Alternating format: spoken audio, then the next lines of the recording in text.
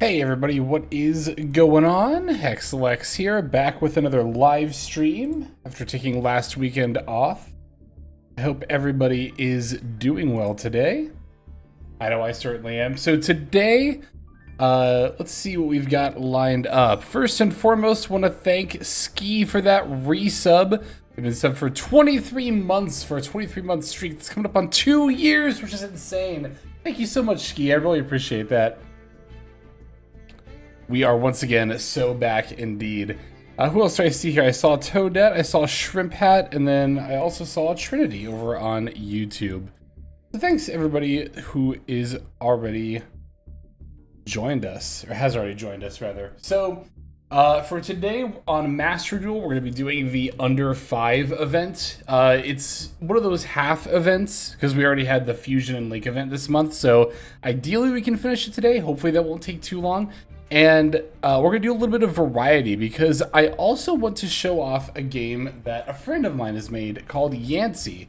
It's a very fun sort of action RPG open world style game, very reminiscent of like Binding of Isaac or Zelda 1. We're going to be playing that later in the stream, but if you want to check the demo out on Steam, link to that is going to be pinned in the description. Not a paid endorsement, I just really like this game and the people who made it, so we're going to be giving them some love today. Also, my friend Ollie, who's made this game, is currently in Edmonton, up in Canada, in the or at the GDX, which I believe is Game Day Expo, where a bunch of indie game devs for board games, card games, video games show off their stuff. So if you happen to be watching and in the Edmonton area, that's going on until the 24th. Definitely check out not only the event but Yancey there as well. All right. Let's go ahead and let me make sure everything's running all right in OBS. Okay. All right, let's start with some deck building for the Under 5 event. What's up, Soldier? What's up, Lamster? Of course, everybody else who's lurking, or if you're watching in a VOD or in the future otherwise. Okay, I didn't have anything built already. I didn't think I did.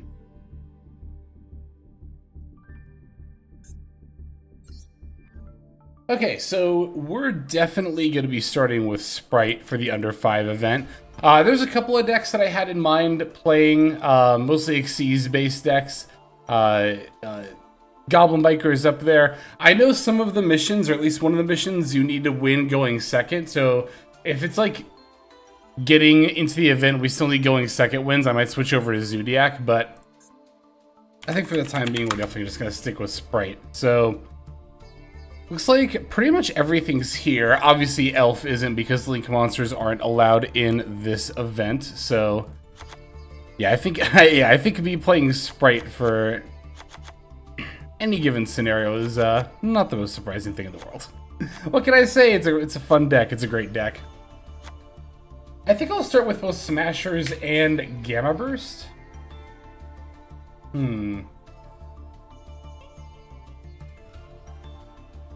Yeah, I think this is good for now. Okay, so now we gotta think about some of the other engines that we want to play. I was actually thinking about this a little bit before the stream started, and one thing that I was thinking in particular is that it might not necessarily be the best idea to do the Frog engine, because it seems like it might be kind of hard to get both Swap and Ronin into the graveyard if you're overlaying them, right? Because if you're linking them off, then that's one thing, but detaching, typically only means that one's only gonna go to the graveyard. So I think that Melvi gonna go to the graveyard. Whoa.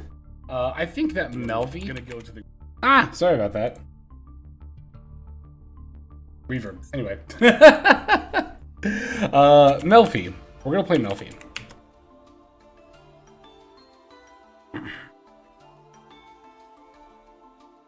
Temeri Melfis. Here's Melfi of the Forest. Here's Caddy and Penny.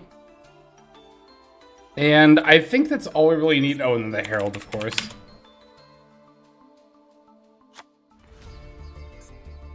So the other thing I was thinking about too was the Nimble engine. Again, I think without the Link monsters, I don't think the Nimble engine is quite as good. Because really you're only going to get value out of Angler if you can discard it. I guess you could play Foolish Burial as well, but is that really worth playing the whole engine just for a one-of that's not searchable? Kind of inclined to say no. But I would like to play Beckoning Beast. Sounds pretty good. And then, of course, Gates.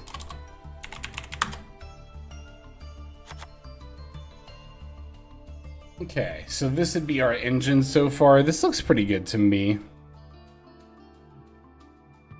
Now, at this point, let's just see what our rank 2 options look like.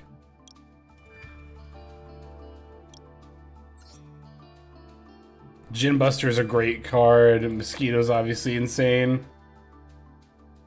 Pearly stuff is rank 2s. I did see somebody talking about Pearly Sprite. That might be interesting to try. Onibimaro Soul Sweeper is an insane card.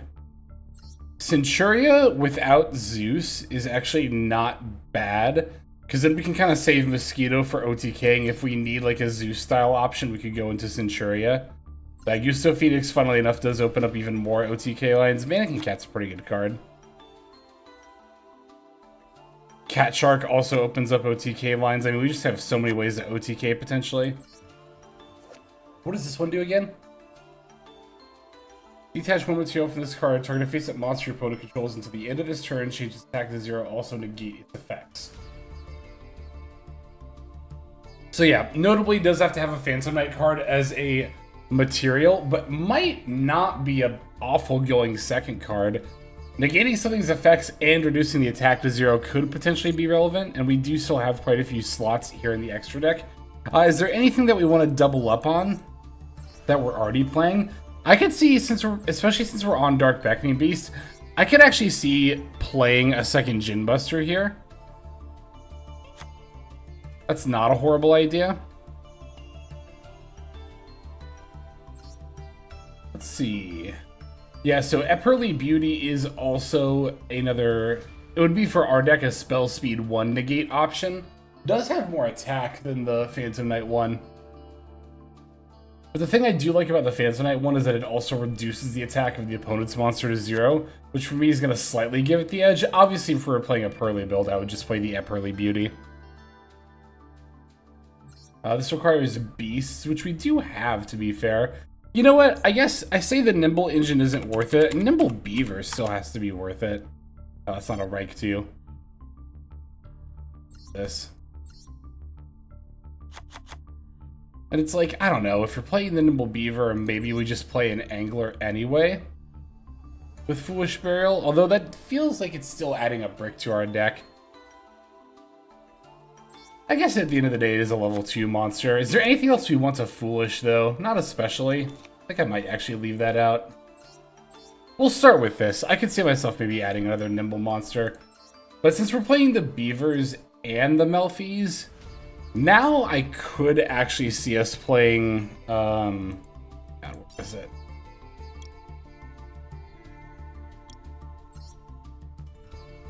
Here we go, the Ronin Raccoon. It's basically like Draco Sack. It's not that good, though. It's fine. We could play like another Melfi rank 2. I don't think this would be as good as the Ronin, though.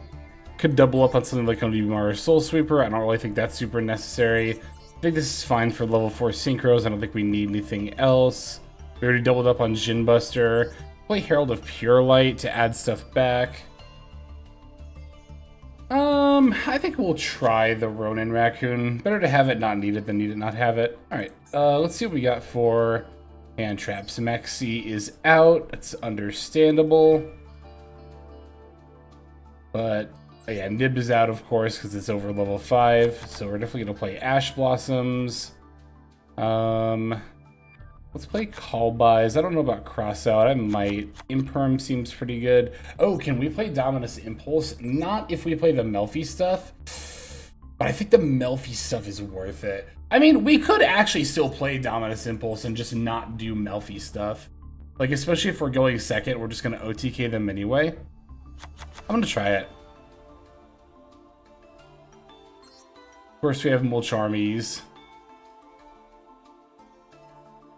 Pearly is good because it counters sharks. That's interesting.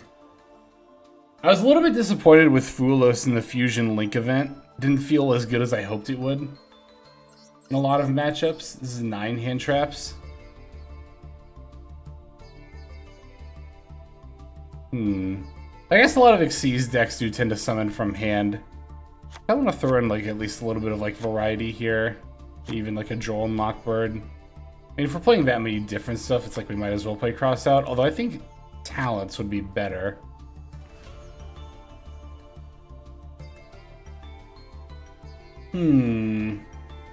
I think I might just start with this. Let me look over this one more time. Maybe we can, I'm trying to think of how good Duel and Mockbird is. You know, I've also seen people playing tier laments because Kikolos is level 5, and you can still go into Window, which is also level 5, which I think is kind of interesting. I might try that at some point, potentially.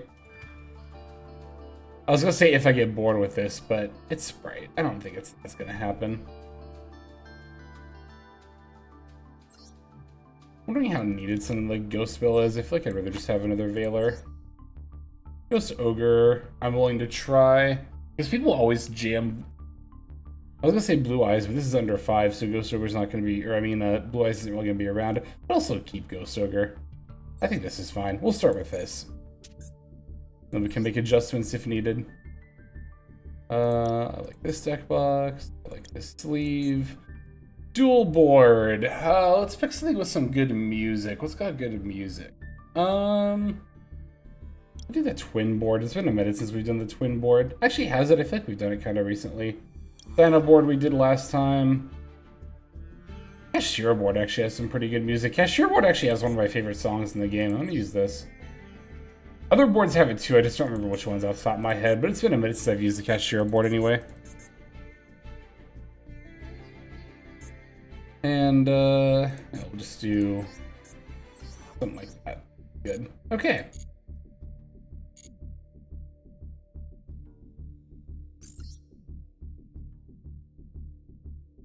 I tried it, wasn't that great. The tier limits build for this event, that makes sense. Live Twin, yeah, I played Live Twin Sprite in the... Well, I played, it was like kind of 50-50. I played like half Fiendsmith U-Bell and half Live Twin Sprite for the Fusion Link event. I did finish this, just not all it. I basically did it slowly over the course of like the last week and a half or so. Because I haven't been playing a ton of Master Duel lately. Not as much as I usually do. Just kind of been doing my dailies. Phantasm Spiral is popular. Tyr and Lyrilisk. I thought about Lyrilisk, yeah. More Melfies. I might try more Melfies. But I wanted to start with more of like a pure Sprite list and just see how good that is. It might need another archetype to help out, but I think Rank 2 Toolbox might actually be good enough. There's a lot of OTK options, like I said. What's up, Flame Z? Seen the UR dismantle notification? I did actually see that. For those who haven't seen it or are kind of unsure about what this means, basically the idea is that when a card, it used to be that when a card would get announced to get banned, and you would get the bonus for it, that would apply to any number of copies that you had up to its legality, right? So if a card got limited to 1, any copy you had beyond the first copy, regardless of when you crafted it, would get you the bonus. So basically, people would do this to farm for, you know, glossies and royals, and Konami just kind of is saying no more of that. That's what this means.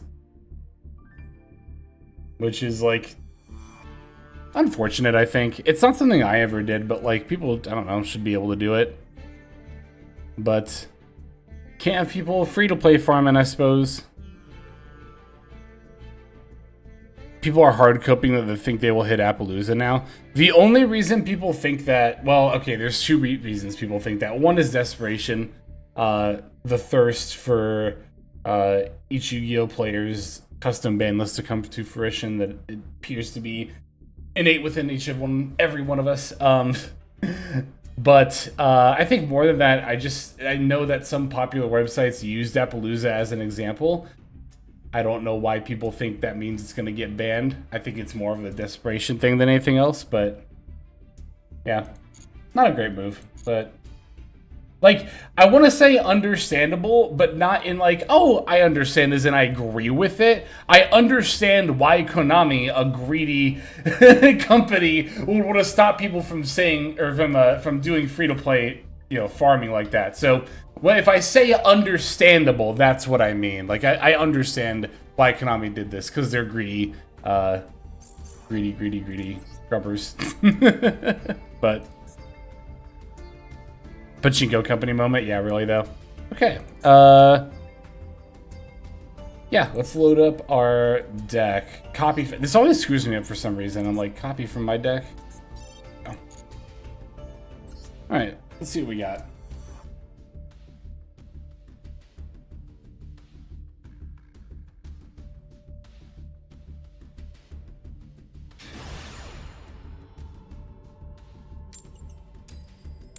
Alright, we're going first. Good.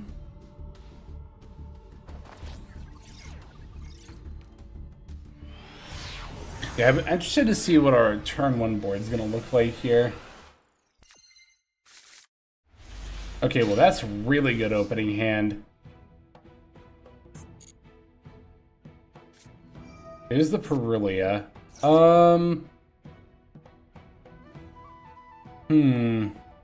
Am I gonna Ash that? I think I actually might. I think I will. Just because I do summon a lot from hand. Perulia is good in this event, huh? Also, this board might not have the music I thought it did, but that's okay. Alright, we'll just start with Beaver.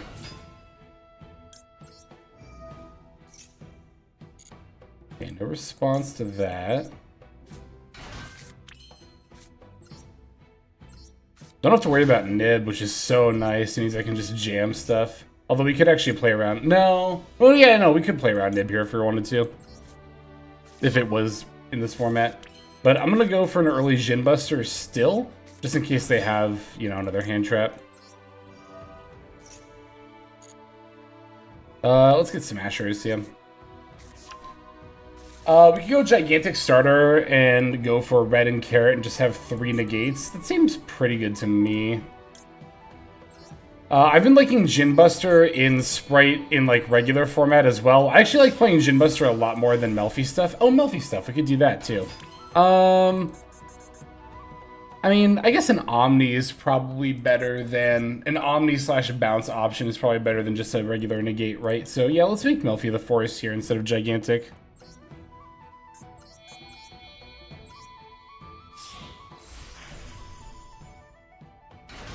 Yeah, event formats are usually, you don't need quite as many negates on board to power through stuff, and we're going to put up 3 here, which is pretty solid.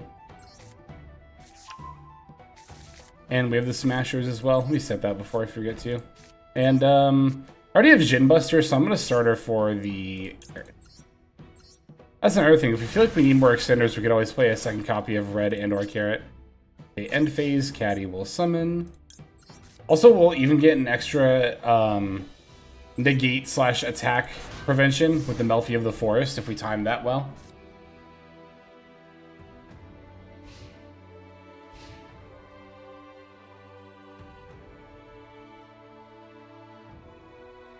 Alright, let's see what our opponent does here.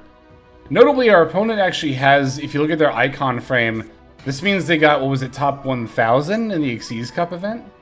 Okay, it's Tier Limits Rhino Heart, so it looks like it's that Tier Limits deck I was mentioning earlier.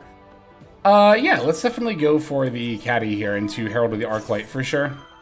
Top 100, not even 1000. Okay.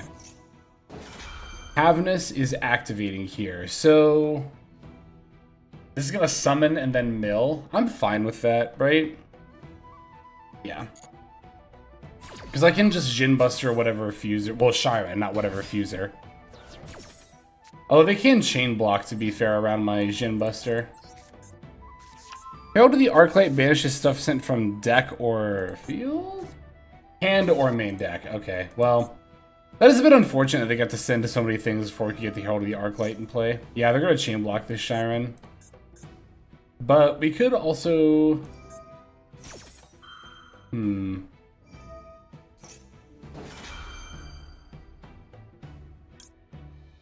Cannot attack, has its effects negated. Maybe I should have done that later.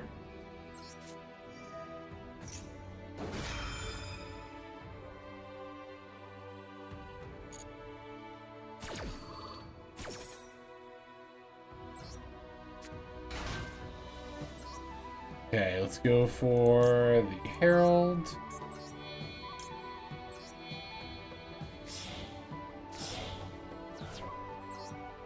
Might as well put it in the EMZ.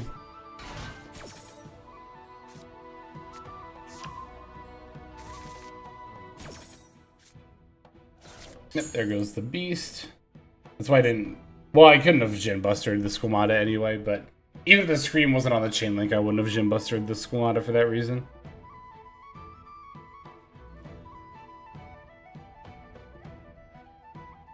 Still have Smashers, still have all of our Negates. Obviously gonna try to keep the Herald of the Arclight around if possible. Okay, they're thinking pretty hard about this.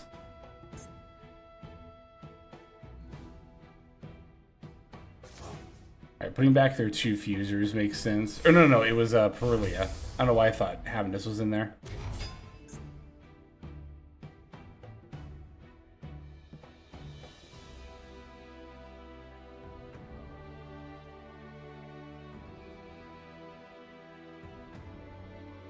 Alright, let's see what they end up doing here. They're debating if they want to activate the Get Close effect or not. Which I kind of don't blame them. Well, I guess it really depends if they're trying to add something or not. What could they add here that would be useful to them? I guess it depends if they have... Well, they can't do Shyren because it'll get banished. Obviously, if they send anything to the graveyard, that'll get banished too. Now, this can add the spell and trap cards, though, which does make me feel a little bit inclined to negate it with the Jin Buster. I'm trying to think if there's a better negation we'll get. We might actually, in the form of Havnus. We could also stop that with Herald if we really need to. I'm going to Jin Buster this. I really don't want to deal with a tier limit spell or trap card on top of stuff I already have to deal with. Like, I'm already going to probably have to Smashers the Kick Close at this rate, and I'm still not going to save stuff like my Herald of Arclight from being destroyed.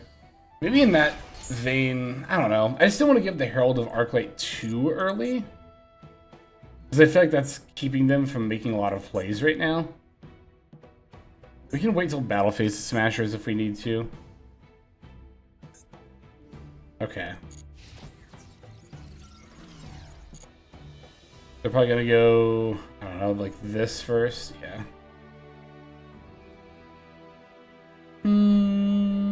Okay, you know what? I think this is a good time to activate it, because then if they have like a response, I can chain the Herald here. So let's banish the starter. Yes.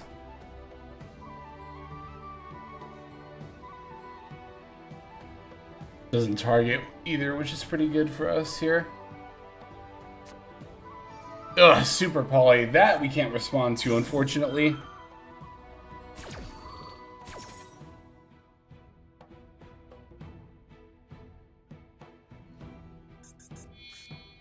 Using Kick Close and Jin Buster for the Mud Dragon. Makes sense. We do still get to banish here, though, which is nice. Yeah, we're definitely going to give up the...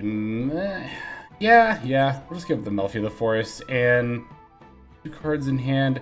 We should probably just banish the Havnus, right? I feel like that makes the most amount of sense, because the Carrot can't get battled over anyway, and the Arclight can get battled over with other stuff. So let's just do that.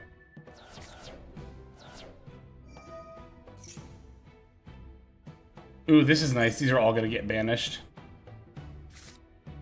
Well, the monsters, I guess. Getting back a tier limits trap card. I might have negated that if I thought about it. Like, I guess if I thought about it a little longer and realized the spell traps are coming back. That might have actually been worth a negate, because this is going to get battled over anyway. But at the same time... No, yeah, I should have just negated there. That would have been the smart play.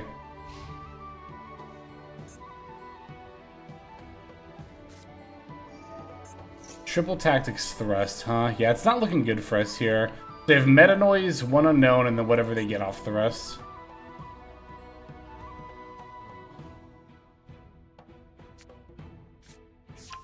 Foolish Burial, huh? Okay, that's fine, because they already used Shyren Zeph, so they can't fuse again.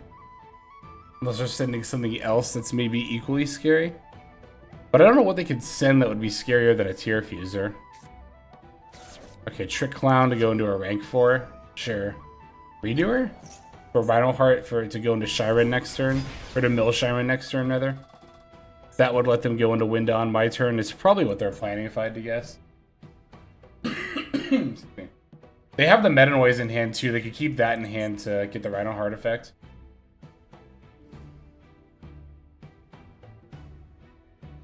So it'll kind of come down to what I top deck. Because if I just peel like Sprite Red, I'm probably just fine at that point. If that's what if the redoer thing is what they end up doing.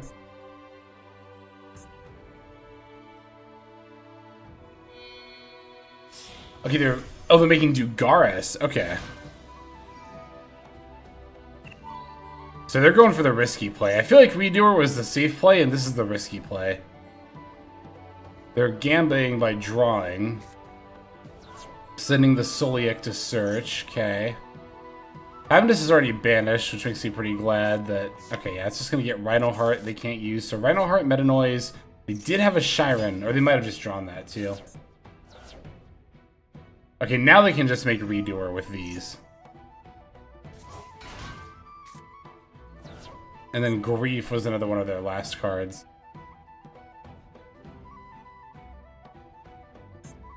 So this is Meta Noise then. We know that for sure. Yes, I should have expected the tier player to gamba. Stealth Kraken, interesting. That's a quick effect to destroy water monsters? They have Meta Noise too? Yeah, I'm not going to be able to play through that, I think. That might be a bit much.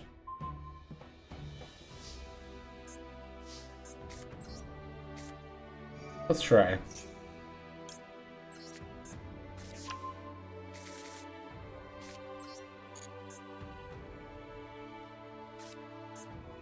Yeah, that would make more sense to summon Beaver here.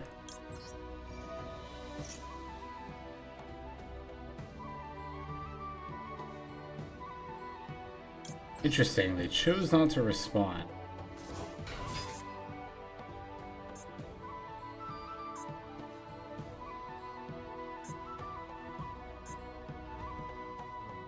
The problem is, I don't think I have anything that can't be destroyed by card effect. Okay, they're using Meta Noise to turn one of these face down. Oh, and they can send Shiren. Yeah, alright, I'll give it to him here. That's GG's. That was good, that was well played on their part.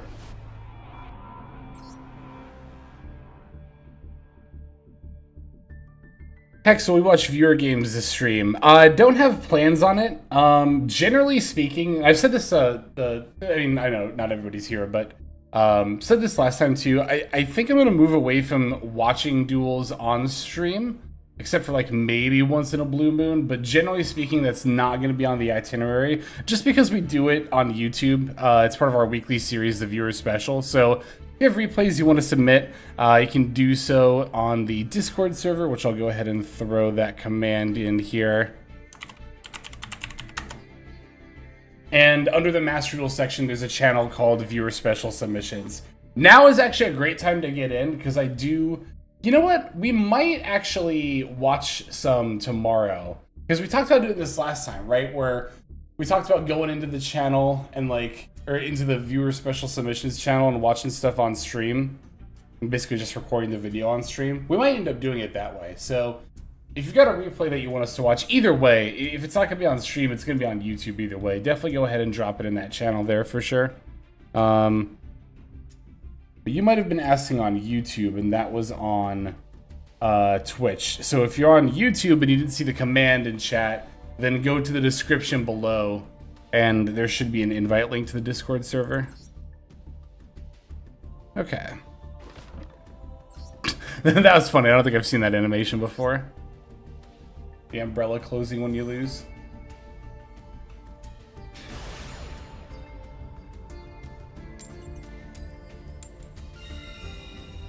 Okay, going first again.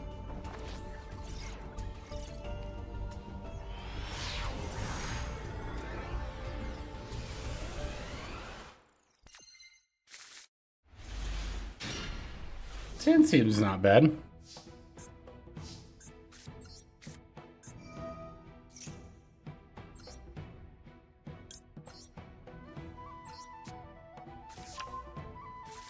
Hey Spice, thank you for the sub.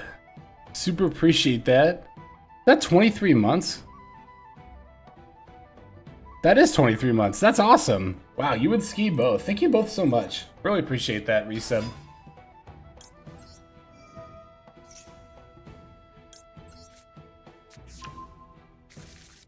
Alright, I'm gonna throw out the carrot now.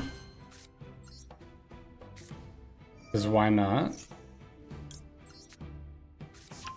I feel like just going into Gigantic makes the most amount of sense here. Because I can go blue, jet, red, and then also overlay for Gin Buster and have 3 negates.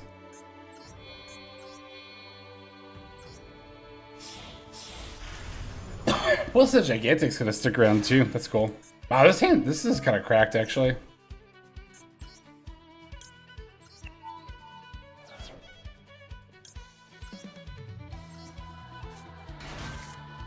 Mimighoul would be good for this event, huh? Yeah. Oh, we're gonna have Smashers too. Wow, this is gonna be stacked. Oh no, we're not Smashers too, because we're getting the starter for the red instead. We could get Smashers, but no, I'll get the starter.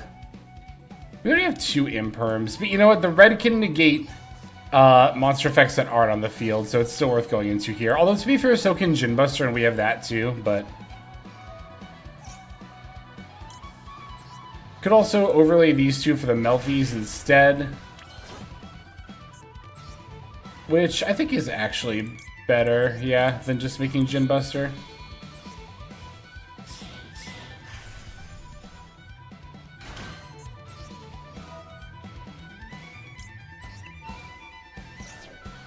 Okay.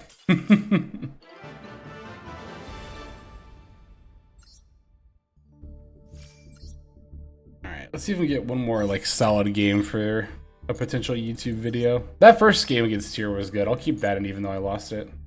I don't have any issues with that.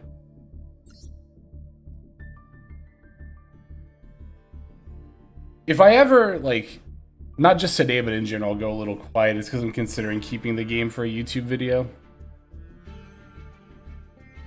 Oh, okay. Sometimes the game's just like, nah, you're not playing right now. But yeah, if you're ever wondering why it takes me a bit to read your chat, or if I'm just not, it seems like I'm not reading chat for a bit, it's because, yeah, that reason.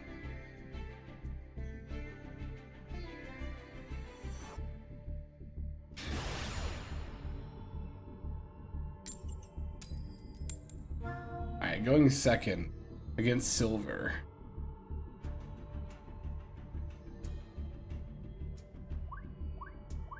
Let's see how well we open here. I didn't even count the number of hand traps. I think we have 12. Pretty sure we do, at least 12. Okay, we got Droll. That's something. Let's see, 2, 3, 7. Okay, we have 13. Yeah. It's Suship!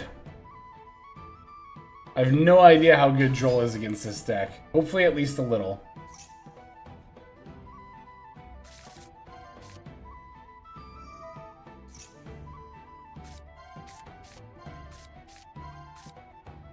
Ooh, they got shark stuff in there too.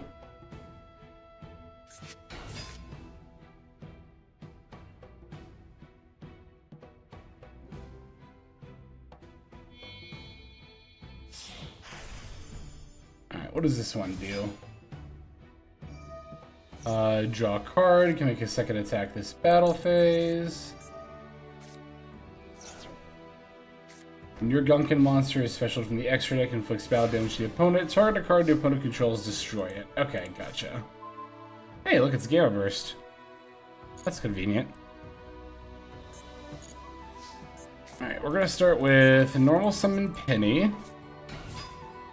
Cool. That way we can get this in play.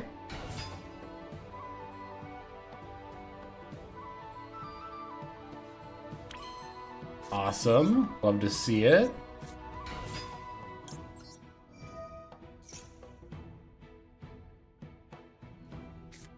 That is completely fine. I might even just chain the starter just for the lulz. Don't need to get Jet here. We can just go for red. Is that an OTK through 2200? This doesn't get like a buff from battling or anything, does it? Hang on. Let me read this real quick. Based on monster control, some of the extra since you're rated by an opponent's card, your opponent pays life points equal to exactly the monster's defense, so you can apply this effect. Special summon Shari from your hand. Because especially I'm gonna gunk in from the... Okay, so if I battle over this, that's gonna trigger, right? I think I might actually grab Jet here and then go for a Gamma Burst. Does that leave me enough damage though? Let's see. I could still make Gigantic here too. So I don't think this is enough. I'm pretty sure this is not 8K with Gamma Burst. I've done this calculation many times. Because this is 24, 34 plus 14 times 3 is 42, and 34 plus... Yeah, that's 76. But if I overlay these two into Gigantic... or no, sorry, these two into Gigantic, I'm pretty sure that is a net gain in total stats. And that might be enough to push me over. Because this would be... 16 plus 13 is 29, 39 plus 42, that would be 81. So I think this is enough.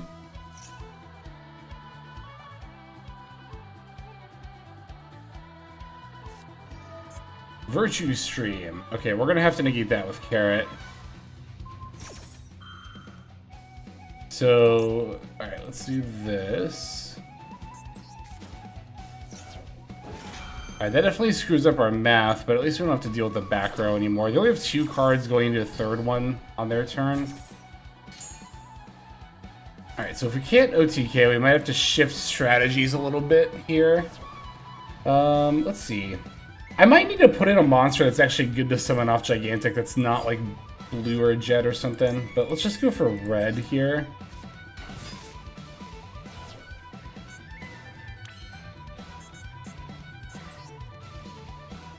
Let me think for a moment. I could Smashers the field spell, because this is a once per turn, right? But then I have to use Smashers and Gamma Burst and not OTK.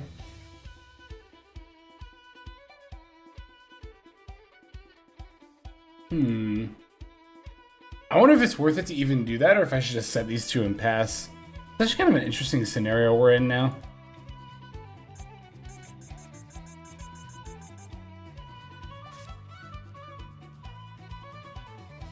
I kind of feel like...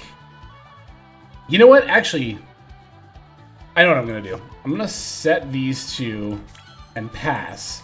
And then when they go to battle, I can Smashers... I could potentially, like, Smashers the field spell. Like, once the attack is declared, I could Smashers the field spell and then Damage Step. Gamma Burst, potentially. We'll just see what they do. Okay, good. They're going straight to battle. That's exactly what I wanted to happen. Well, you know, I could even Gamma Burst Damage Step, because this won't... Actually, this might activate the Damage Step. Yeah, I'll play it safe here. I'm gonna do this... Yeah, now that the attack is declared, let's go... Smashers... Banish. Okay. And am I gonna get rid of my Gigantic? I think I will, yeah. Maybe I should just gotten rid of the Xyz monster. I just didn't want them to get more advantage, but they didn't summon, so...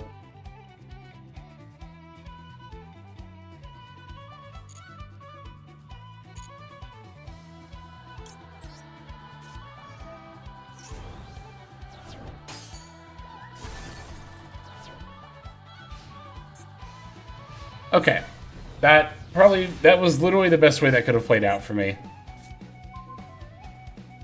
That's an okay top deck. They're at 7,600, so if I go Gigantic into blue Jet, yeah, we're definitely gonna do that. Graveyard effect is Gamma Burst, right? Yeah. Would be unfortunate if I got hit with Valor, Ash, or Imperm here, but I'm just gonna gamble. Oh shit, they do have something. I don't like that. At least we have Dominus Impulse. Have we activated? Oh, that's only from the hand, right? Yeah, we can still set it. Okay, they have Ash.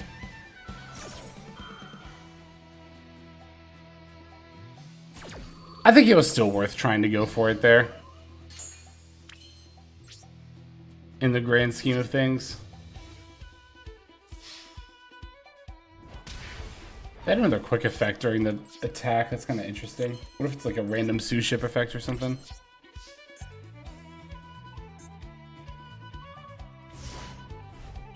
Okay, it's only during my main phase I get the attack buff in the graveyard.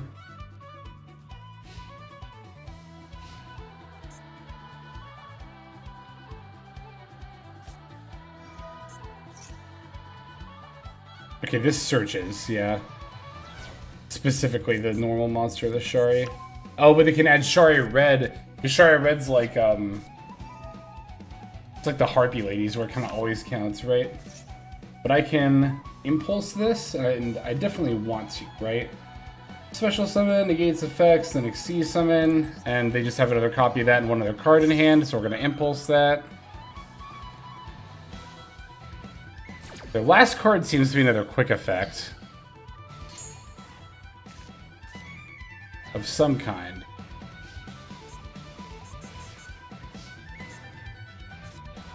Excellent top deck. 10 out of 10 top deck. Love to see that. We're still going to start with Gigantic's effect and just see if we can bait out whatever this last quick effect is. It's Impulse. Love to see it. So these are both Shari Reds. Show them the starter. Maybe they'll concede. Either way, we've got it.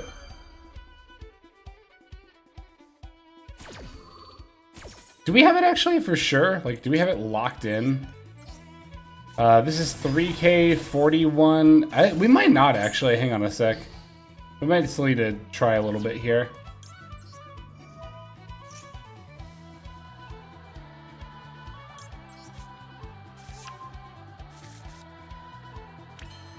Oh, but you know what? No, we do have it because we can go into Daigusto Phoenix.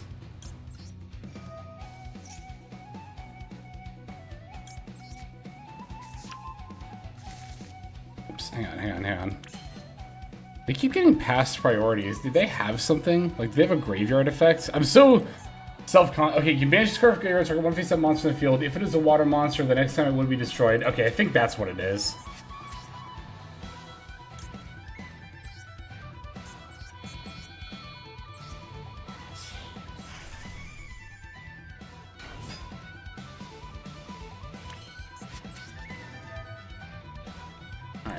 Detach. Target you. Now we can give it 1,400 attack points.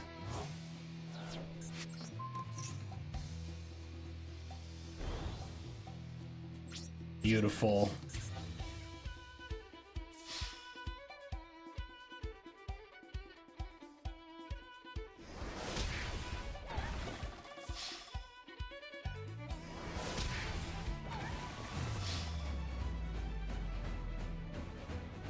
Alright. Ooh, that was a good one.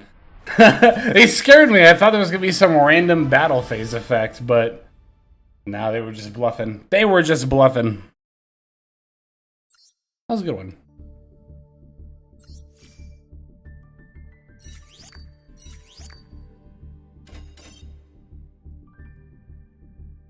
Alright.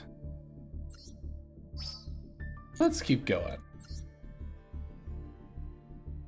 I think we need like, what, 11 wins to finish the event?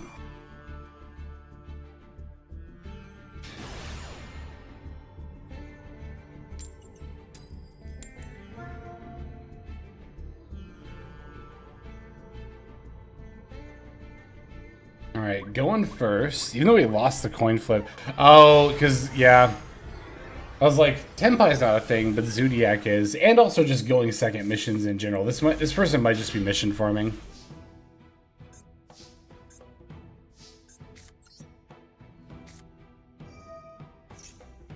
Oh, it's Silver again.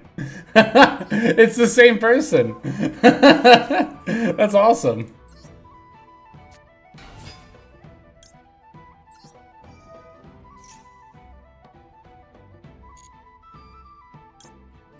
It's the run back indeed. I'm down for a run back. I'm always down for a run back. Shouldn't have put these in the same column.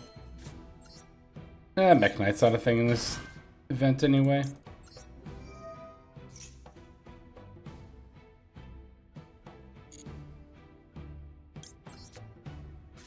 So I could use Beckoning Beast plus Blue or Jet to make gigantic detached Beckoning Beast, opening summon back Beckoning Beast, and still make Djinn Buster.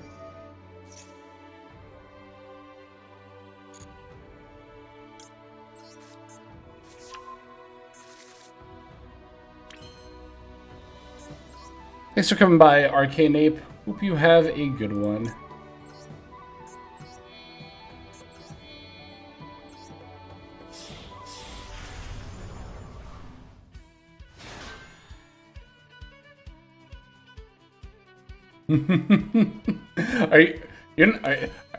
You're not bluffing Nib, are you? It does actually make me wonder if I should. I'm gonna start her first in case it's Valor or Ash Blossom.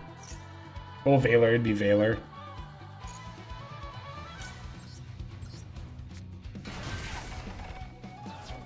I wouldn't fault somebody for bluffing Nib in this event just out of, like, habit.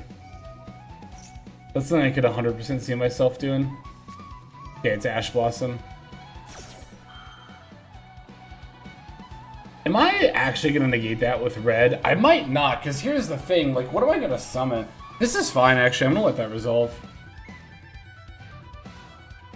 I'm just going to bring back the... Oh, but I don't get to detach the thing, and now I can't make Djinn Buster, so I should have actually stopped that. It's not that big of a deal, though.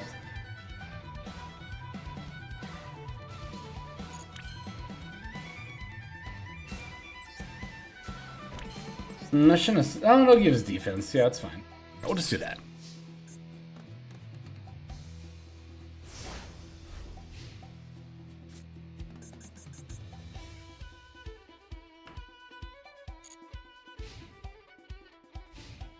We still got 2 negates. We have a call by. That should be enough, hopefully, probably, maybe.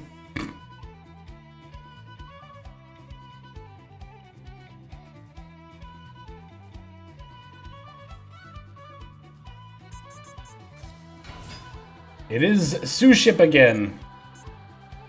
I just want those going second missions. Execute the top 3. I could negate and destroy this. I think that's actually a pretty good idea.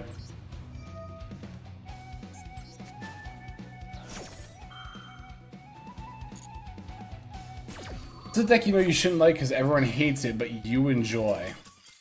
I don't know, I kind of felt that way about Math Mech for a while. Not like recently, but like, I don't know, maybe like a year or so ago. Or like, maybe even longer. I love Math Mech, but a lot of people seem to vocally dislike it. Probably because Joshua Smith vocally dislikes it. But, I mean, of course other people are entitled to have that opinion as well. I don't know. A lot of people don't like long form combo pile decks, which I really enjoy.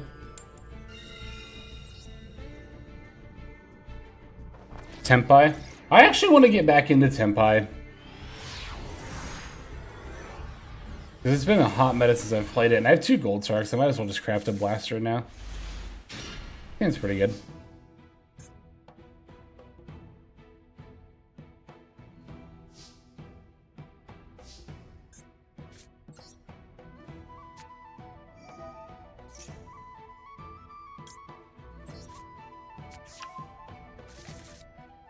Too bad there's not another level 2 you can...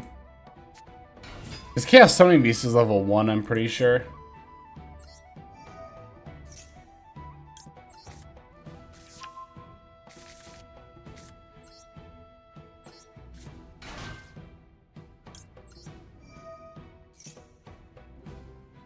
Yeah, I'm just gonna get starter.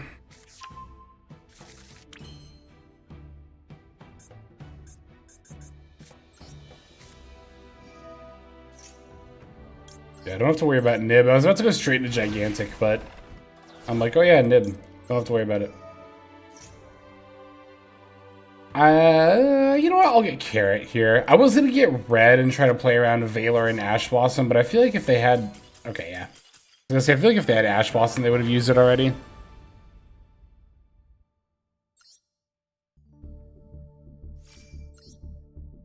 Dinomorphia.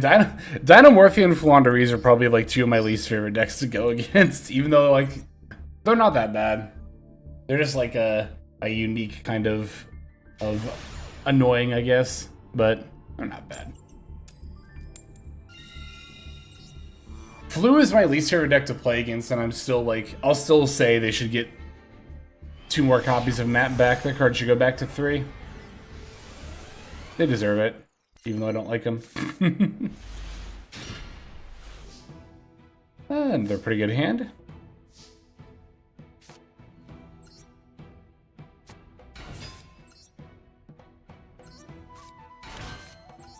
Alright, we are almost assuredly going to have to build the Zodiacs to get those going second mission games, because so far we're just kind of coasting going first here. I'm going to get Smashers. Just get Smashers, yeah.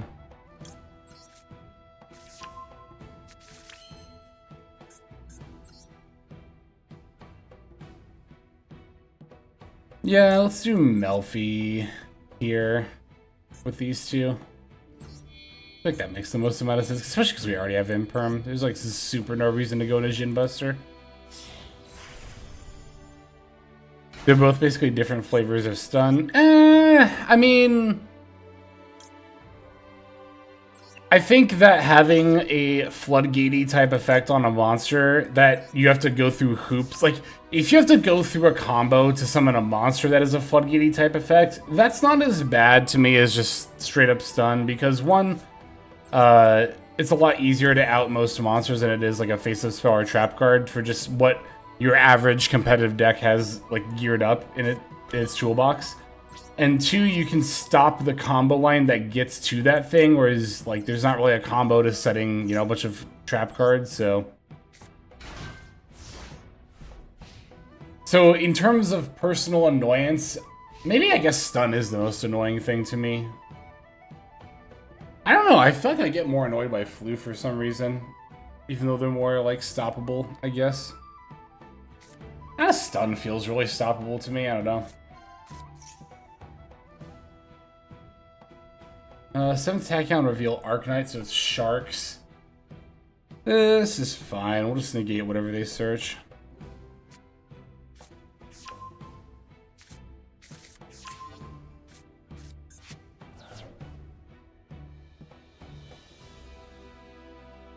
If people are crying about blue eyes, I don't know. I feel like I hate throwing out the term skill issue, but like special summon this card from your hand. Okay, that's fine.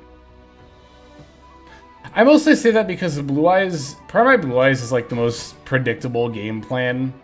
Like, I'm a little tempted to unironically use the Mystic Mind here. Like, if you're not prepared for a Blue Eyes combo and you want to play competitive, you know, Yu-Gi-Oh! In 2025, like, come on, you know, come on, what are we doing?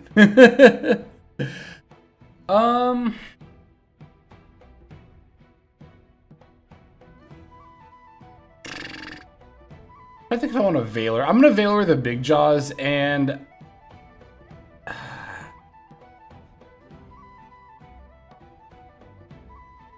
trying to think if I want to red this Ash Blossom. You know what? I will. Fernandy Silva, thank you for the follow. Welcome to the stream. Hope you are doing well.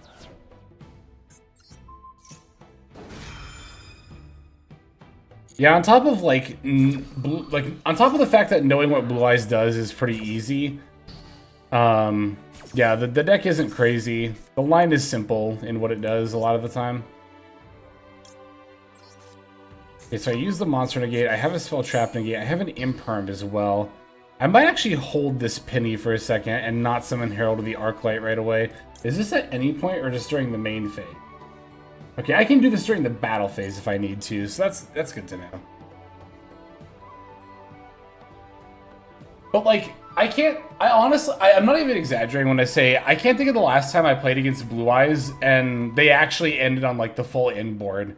Because, like, yeah, one hand trap is probably not enough to stop their whole combo line, but one hand trap is often enough to end them on one Spirit Dragon instead of two, and that is so much more manageable. That is extremely manageable. Like, hell, one Spirit Dragon, you can stop that with a call by. That's not bad at all. That's not to say Blue Eyes is a bad deck. I think it's completely, you know, fine. I mean, more than fine. I think it's really good, but...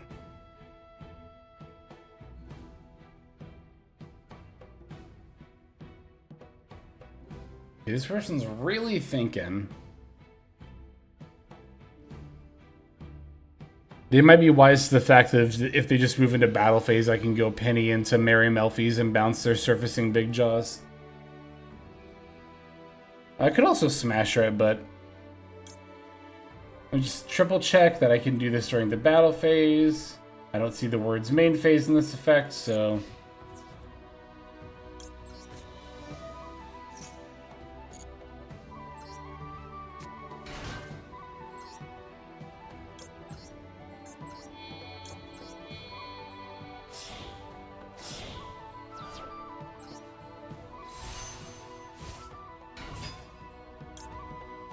Yeah, that is another thing. I mean, I've talked about this before, but like, it feels to me like some people want one hand trap to be enough to end the opponent's turn, and while that's certainly not the case, one hand trap is almost always enough to weaken your opponent's end board, right? So...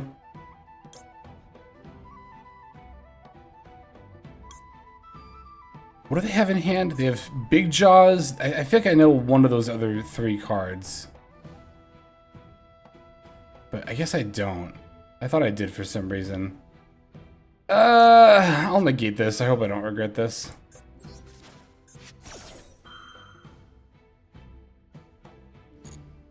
Yeah, I would absolutely call Blue Eyes a more fair deck than something like Malice. I don't think that's a stretch to say at all. Even when it was like...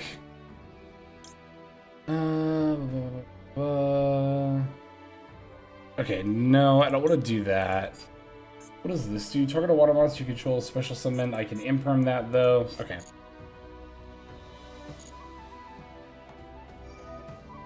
Even when Blue Eyes was, like, the most played deck in the meta, I'm gonna say most played, because I think even that meta Snake Eye was still the better deck, but even when Blue Eyes was the most played deck in the meta, it didn't feel unfair at all.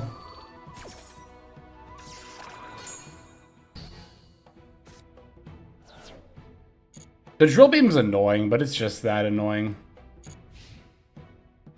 But I don't know, some people will treat like a minor nuisance as like the end of the world. That's a human thing though, that's not a Yu-Gi-Oh player thing.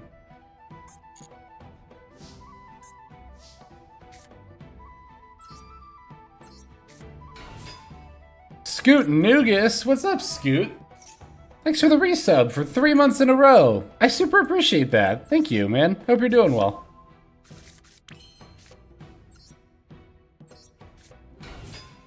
Alright, is this an OTK? I'm pretty sure this is an OTK. We have the... Well, to be fair, the Smashers makes us give up a body.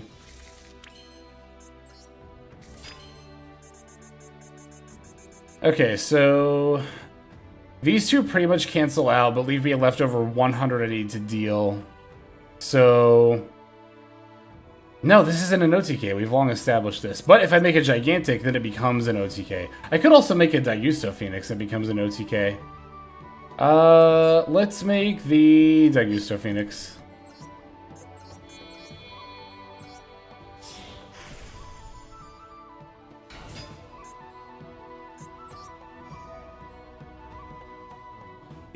Boom.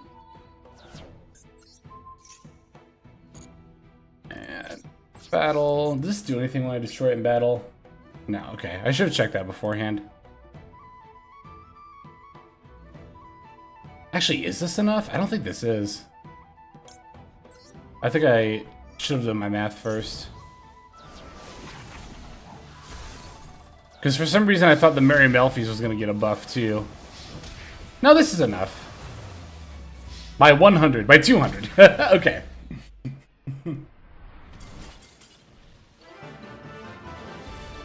People already want Ryzeo now. I don't think that will make the format any better, not gonna lie.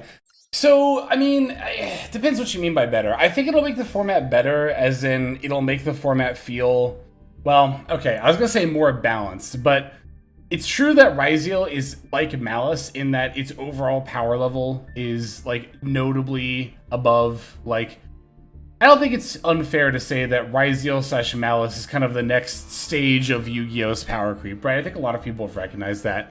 The thing that Ryzeo would help in the format is for it to not feel like so much of a one-deck format. Like, it's not really a one-deck format, but Malice is obviously super dominant. Really, it would just mean we would have a reason to stop main decking Lancia, which is... as bad as this might sound, a lot of the reason I don't want to play Ranked Ladder is that even if I'm not playing a Malice deck, I don't want to put Lancias in my deck, but you have to put Lancias in your deck right now, and that sucks. I hate it. I just despise it.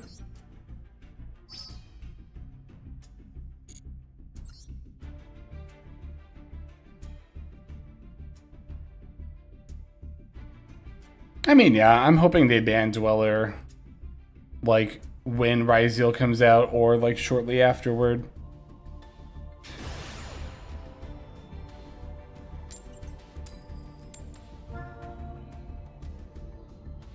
But I just want something other than Malice format. That's why I want Ryzeo personally. I know Malice will still be in the format, and I'm fine with that. I just want something other than Malice to be, like, you know. Again, it's having to main Lancias because Malice is so dominant. I mean, if you go on Untapped and you sort by Diamond and Master, I don't know why it took me so long to think of that word. If you sort by Diamond and Master, I mean, Malice is 44% and some change. It's pretty, like, it's close enough to 50-50 that, you know, you gotta main deck those silver bullets.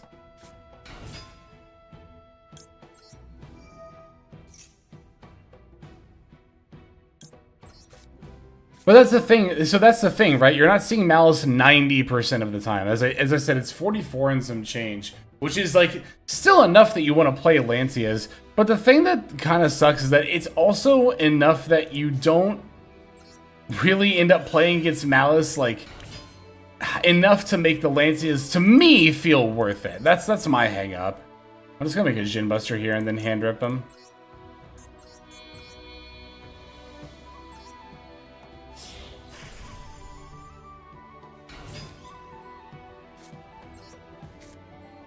I'll push back and disagree on Dweller and Tier format wasn't an issue. It actually was. Like, it didn't make Tier unplayable. Do we want to get rid of Engage here? That seems like it'd make the most amount of sense.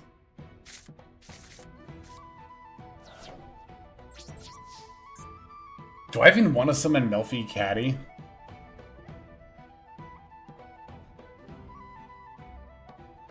Because, like, if they have Dark Hole, Afterburners, Jamming Wave, all those will get rid of my Jin Buster and do not much else. And then they have the Morganite. I'm not gonna summon Caddy here. The only way you get punished is if they peel, like, another Engage again or something. If they do, they do. Whatever. There's the Morganite.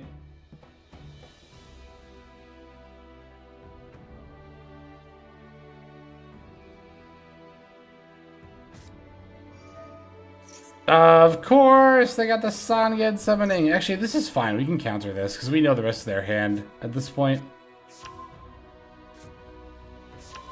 Oh, no, we can't, because the Valor can't stop that. Wait, but this is the event. What are they... Huh.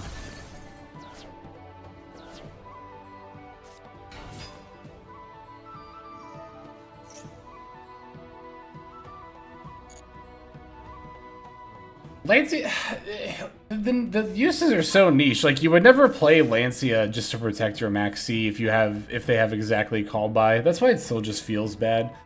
The deck I kind of want to play for ladder is White Forest, because there you can at least set Lancia and use it to get your plays going, but like... Yeah, Lancia just feels so awful to play in so many different games. It's not even like... It's not even always good against Malice, either. So they're just gonna summon like a bunch of monsters and deal like some amount of damage to me, but not synchro. 6-card extract too is interesting.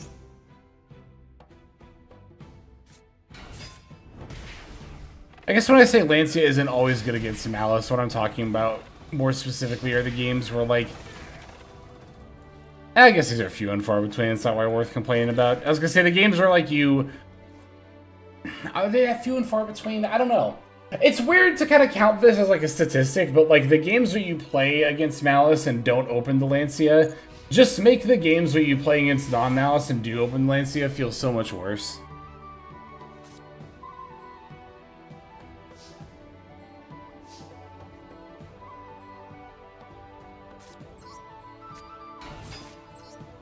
Glad I held on to that caddy. Yeah, we're just gonna make sure.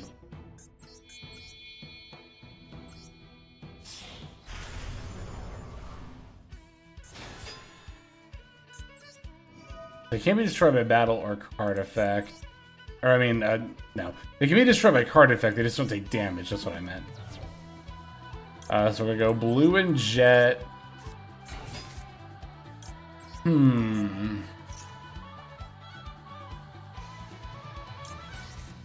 Wow, why is this actually enough to contest what I can do here? Wait, this is actually kind of randomly hard to get over. So Fadra says they can't be destroyed.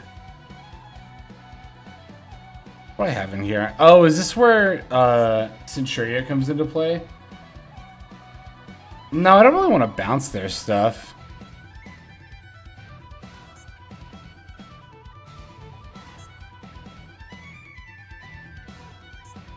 Good Soul Sweeper, but their stuff's not affected. Oh no, only during their main phase one, right? Yeah, okay.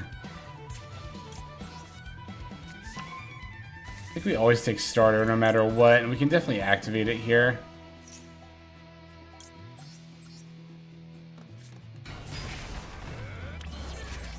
I'm at 2,000. Oh, no, we don't have nearly enough for Shadow Mosquito. Although we could if they start attacking. Actually, we definitely will if they start attacking, right? Whatever, let's just go for it. I think this might be my best bet to win this game anyway. Oh, also, if they declare another... Oh, maybe I should have made this with 3 material. No, 2 is fine. Detach 1, inflict damage of 1 monster. Okay, not all monsters. Got it.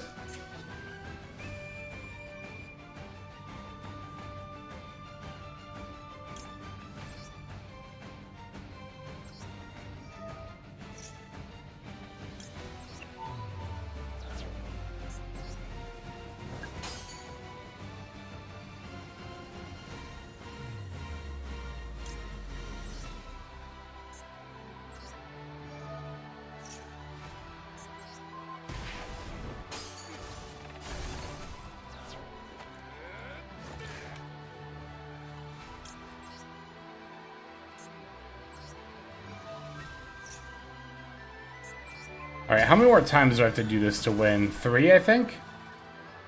That's actually not out of the question. I'm at 1,400. I still have Dark Hole in hand, but if they want to Dark Hole their own field... Oh, but their stuff's going to be... No, it's opponent's activated effects, okay. So if they want to Dark Hole their own field, that's completely fine with me. Okay, that is what they're doing here.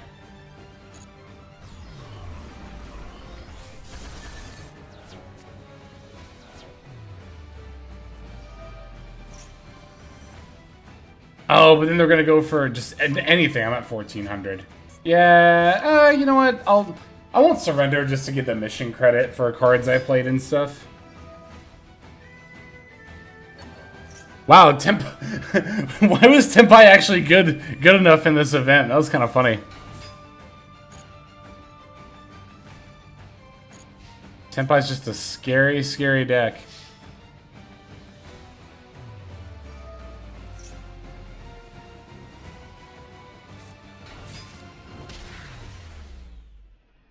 That was good. Okay, that wasn't too bad. That wasn't too bad. All right. What are we at for wins? I don't think we have that many so far. 5? That's actually not bad. That's more than I thought we'd have. I thought we had like 3 for some reason. We're already almost halfway there. That's not bad at all.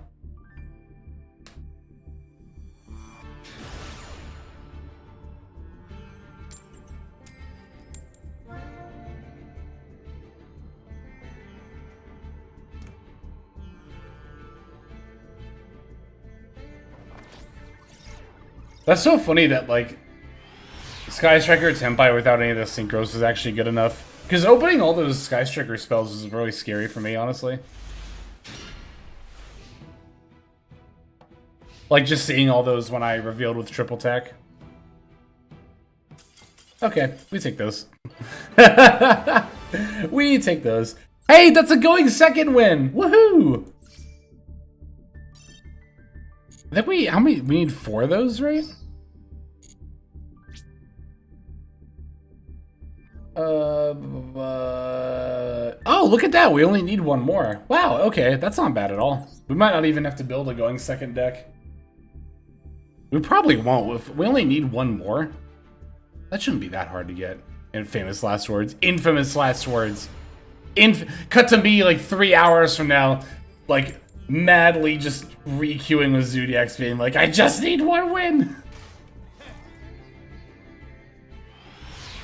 Very easily see that happening to me.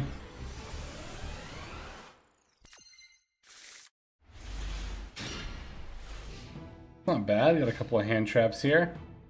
I will say the Arc Rebellion sleeves look pretty clean. I don't usually like sleeves that are just monster art, but the Arc Rebellion color scheme looks really good on the sleeve. Normal summon Xyz Remora. Activate Aqua Jet Surface. Summons in the hand or graveyard, okay? Retreat is 2 Xyz materials. Summoning Bahamut Shark. Summon a rank 3 or lower. There's no point to over that, so that's fine.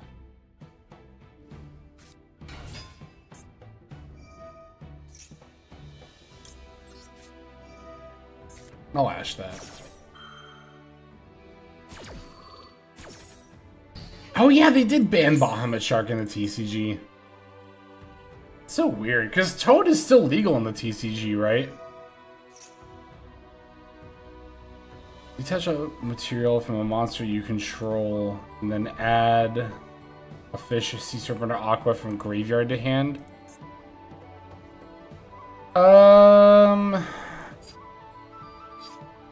I kind of wish I would have ogred the Bahamut Shark now, but that's fine. I won't chain that. TCG ban list is so weird. And fucked. I'll say it. TCG ban list is fucked. Pretty sure Maxi and Appaloosa are the only defensible things about that ban list. Everything else is just like a garbage hit. People will say Baron Borreload, but nah.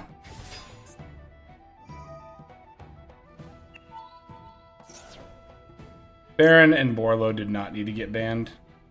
I think I am actually going to Ghost Ogre this so they can't...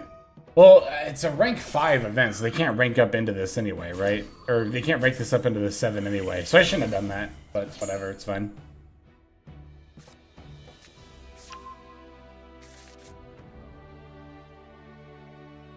I mean, I guess I could understand banning Bahamut Shark as a means of, like, trying to future-proof cards or something, but to ban Bahamut Shark and Elf and not totally awesome is just really, really weird, frankly.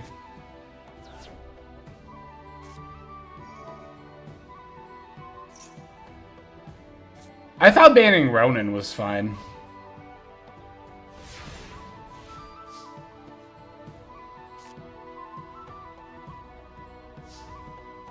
But now I'm kind of glad they just banned Totally Awesome and Master Duel and just kept Ronin around. I think that in the long run, because I used to say for a while that, oh, you could have banned Ronin and keep Totally around, but that's not true anymore with Mermail.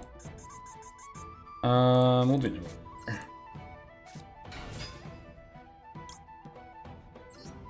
I agree, banning OSS is extremely dumb. A lot of people really defend that, though.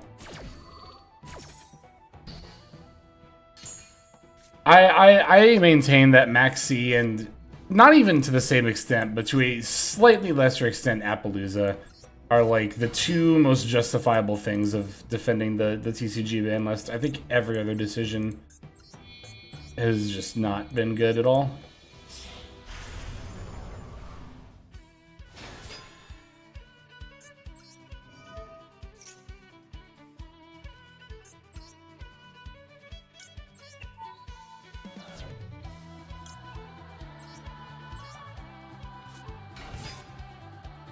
What does this do? I should read this. Can't be destroyed by battle. Once returned with this card battled this turn, you can return the equipped card to this card to the hand, then immediately after this resolves, you can see summon.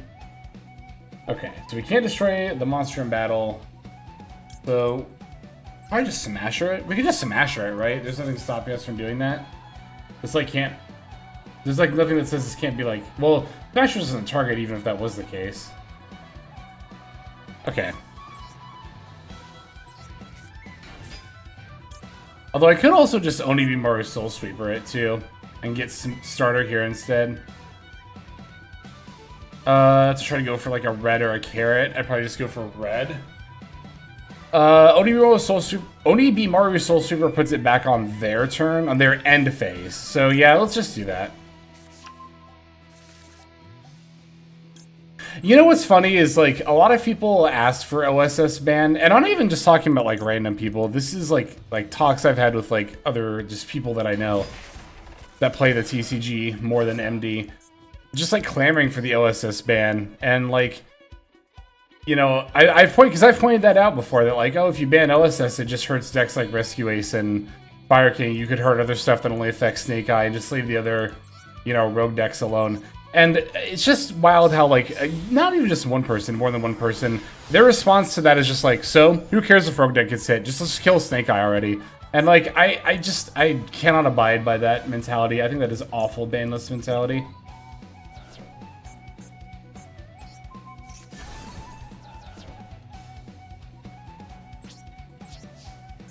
Because a lot of people have this idea that, like, oh, it's not a tier 2 or 1 deck, then it's not going to be relevant ever anyway. But it's like, Rescue Ace and Fire King, even where the TCG at is now, are decks that could very easily, with the right pilot who's skilled enough, still top a tournament.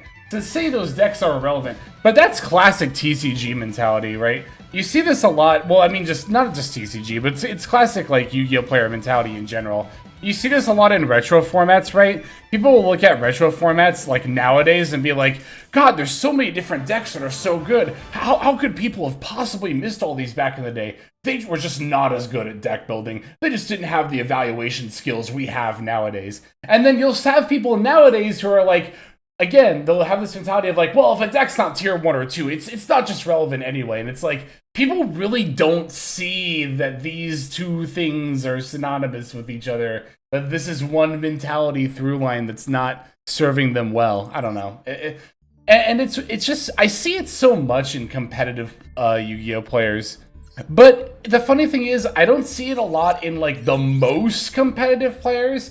I see it a lot in the players who are, like, one stage down, right? Where they're, like, topping regionals pretty consistently. They might have one, you know, YCS or other premier event top under their belt, but it's always that level of player that I've noticed is making that kind of statement.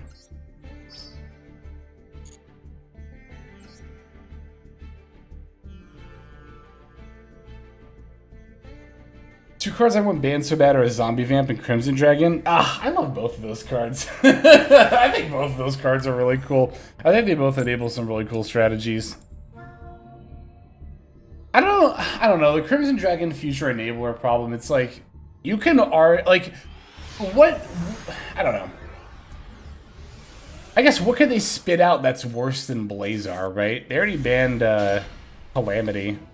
I guess unless you're talking about that it limits 12s, but like, I don't think it really does either.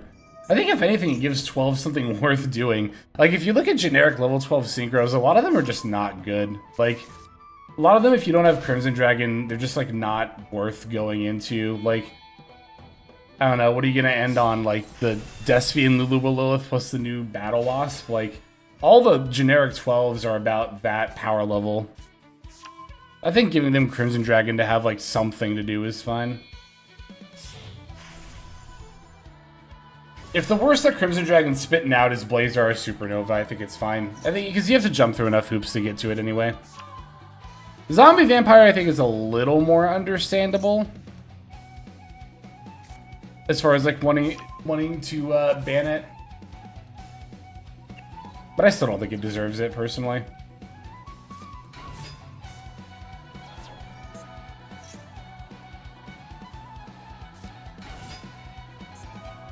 Another thing too about the idea of like future-proofing cards, I've never really liked that as a concept. Like hitting a card because, oh, maybe someday in the future it'll be broken with something. Like Bahamut Shark's a good example, right? The idea of banning it because it might break, you know, rank 3 or lower water monsters in the future. I don't know, my thought process is like, okay, design a good rank 3 water monster, and then if that comes out, we can just ban Bahamut Shark, like, either when it comes out or, like, right before it comes out, you know?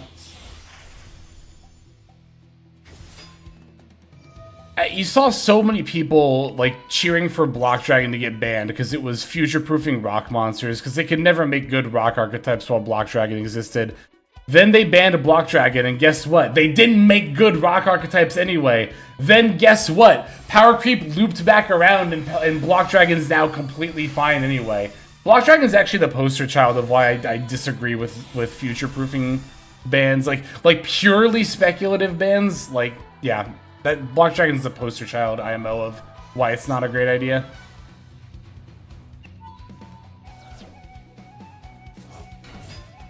Snake Rain? I mean, people say Snake Rain's broken, but, like, they made Ogdoadic a reptile-based, you know, or graveyard-based reptile deck, and Snake Rain's still not broken.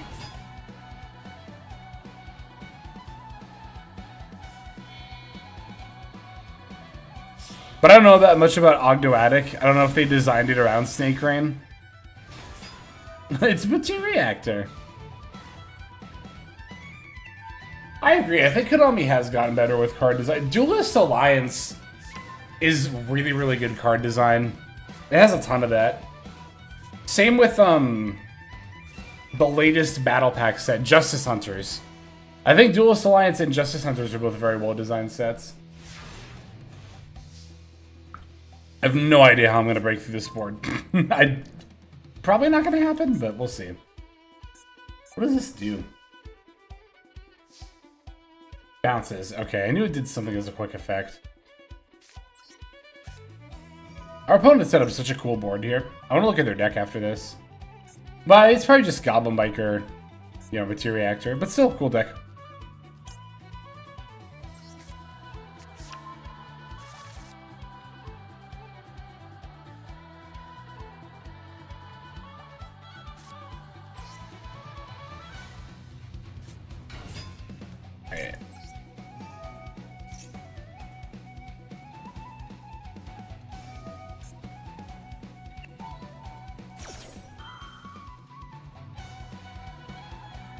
This doesn't take control, right? They can just bounce whenever I summon off starter with Matereactor and then I can't summon anything? Yeah, they can just have it.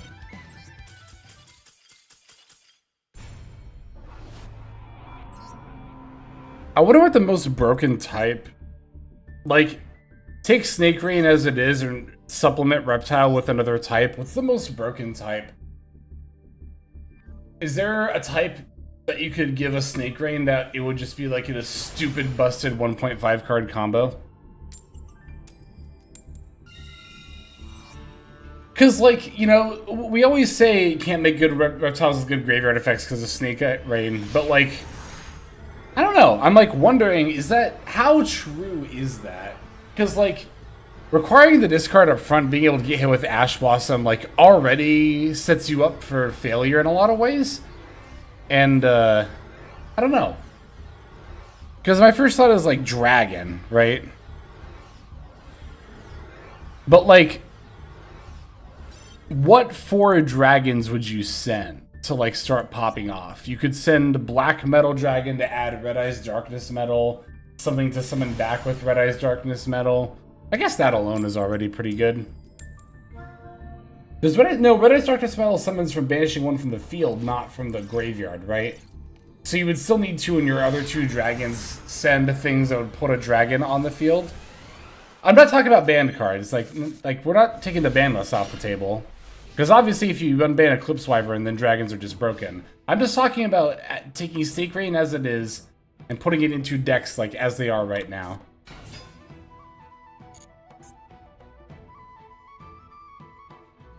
Like, yeah, you would send, well, you could send Black Metal Dragon plus something to summon off of it. Fiend, I think Toadette mentioned Fiend. Yeah, you could send like Fiendsmith stuff. Wait, what is this doing? It's special summoning a level 4 lower Fiend. I'll imperm that.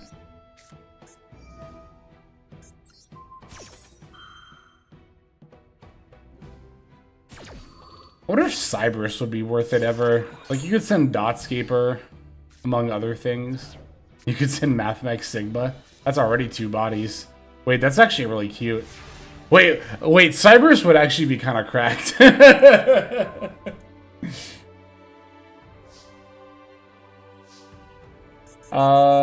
Let's activate opening and see if they negate this, but I'll normal summon Nimble Beaver.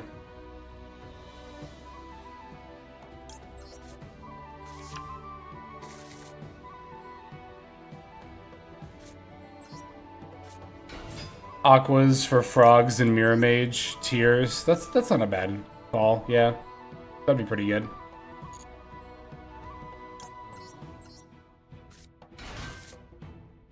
I should send this in attack mode. It's probably not going to matter, but it could matter.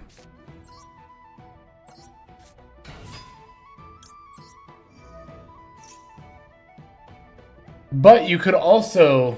Like, Cyberus only has a few graveyard effects, yeah, but, I mean, if you already send, like, Dotscaper and Sigma, you could also send something to revive off of Splash Mage. Like, that would just be full math, that combo, wouldn't it? Because you could just, like... I'm sure you could finagle that. Maybe. I don't know. I'll have to think about it. When I'm not in the middle of a game. I already have Jet in hand, right? Get, Carrot for the back rows, then. Flames 005. Thank you for the follow. Welcome to the stream. Hope you are doing well. Okay, I don't have anything in the graveyard, so I'm not going to change Smashers because I don't want to banish from hand. We need frog support to make Treeborn Frog meta. You whippersnapper! Treeborn Frog was already meta. Back in my day, Shakes Kane.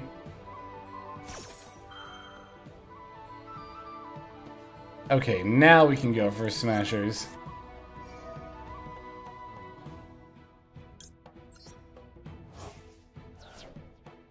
And they targeted the defense mode Beaver? Yes, okay. Oh yeah, Rock would obviously be broken with Snake Rain, yeah. That's just Block Dragon plus the 3 you need to banish. That's really funny.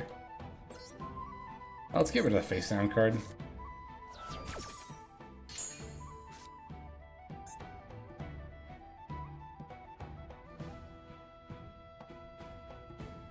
It was meta once upon a time when Monarchs walked the earth. It was also meta in Edison format. Treeborn Frog was in Frog Monarch. Well, okay, when Monarchs walked the earth, yeah. I guess I was thinking more of like Soul Control format. Soul Control, if you're not familiar with that deck name, was the OG Monarch deck where you would just play 3 Brain Control and 3 Soul Exchange, hence Soul Control. Send any 4 trap cards to the graveyard? Yeah, that would definitely be pretty OP.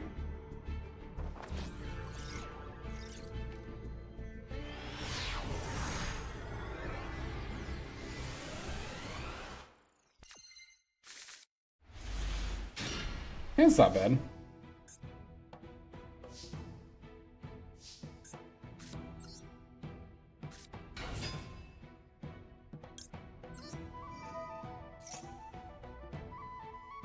Let's see.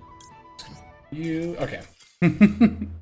Did we get our? Did we win going second again, or do we still need to do that one more time? Let me see. I don't remember if we did that already or not.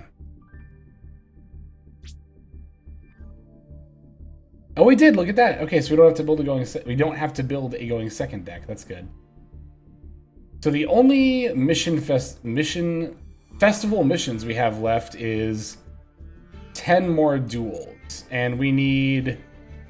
Oh, we just need 2 more wins to get the okay. And 2 more duels would be for another 100 gems. We might just end up doing that anyway, just to get them. We'll have the time. This didn't take as long as I thought it would. Watch me struggle to get these last couple of wins. Infamous last words. Hey, it's this person again. I recognize this name.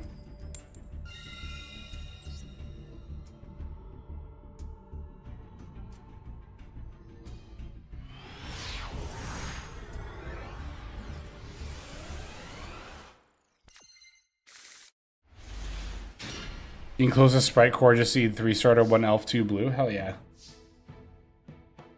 Sprite is awesome.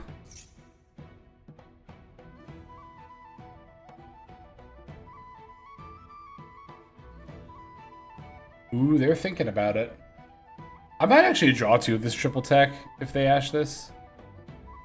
They need another level 2 to get my plays going.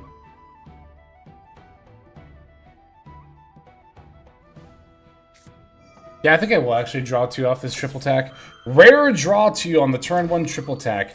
I'd say probably 90% of the time on turn 1 you should be looking at your opponent's hand, but this is actually a scenario where I think it's correct to draw 2 here. Especially because they already Ash Blossom, so I know this won't get ashed.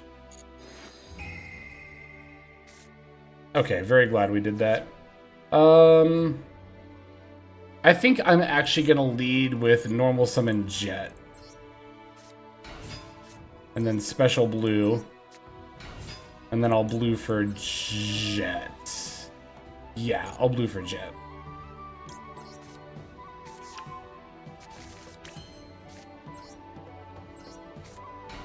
Get Smashers, because I already have Starter. Smashers. No, I don't think Sprite's a difficult deck at all.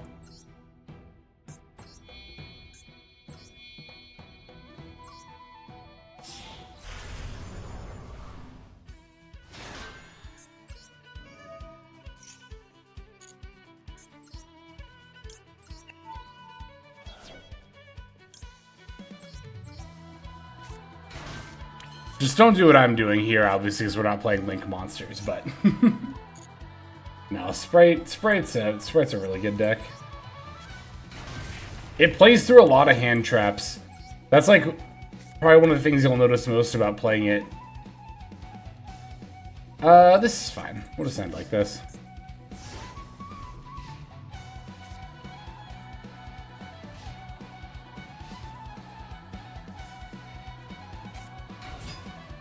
Buzzsaw Shark, target one monster you control, special summon from your deck one monster at the same level as that monster. So if I ogre the Buzz Shark, I don't think anything will get summoned here. Because it has to check the level, but there won't be a monster on the field to check the level of.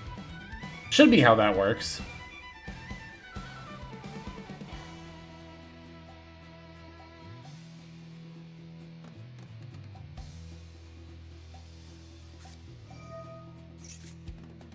If all monsters you control are water, you can special summon this card from your hand, and if you do, add a level 3, 4, or 5. What is this again? It's a Smashers.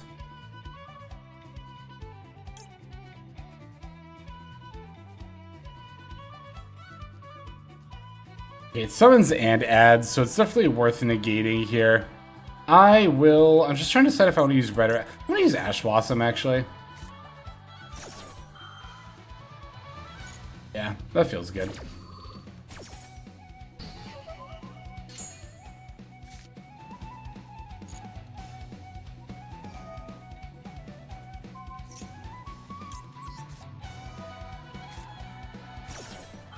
You'll still agree with that. Now they have 3 unknown cards. That could be something. Yep, they don't get any bodies because they don't have a level to check. 7th Tachyon. That is fine. I will simply use red or smashers to stop whatever you search. And then save carrot for if you have another spell trap.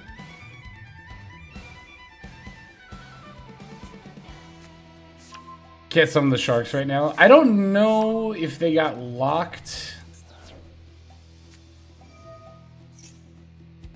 Let's see. Drake Shark is gonna get summoned because it was added. Doesn't do anything by itself. Got 1400. That's fine. They can just summon this.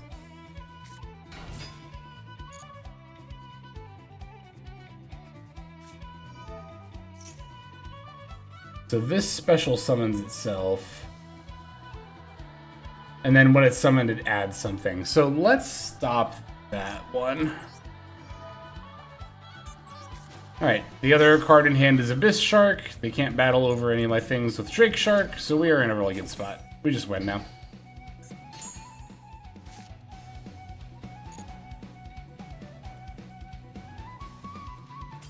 Yep. Shark deck does have a lot of gas. It's definitely not bad. I would call it like a mid-rogue level deck.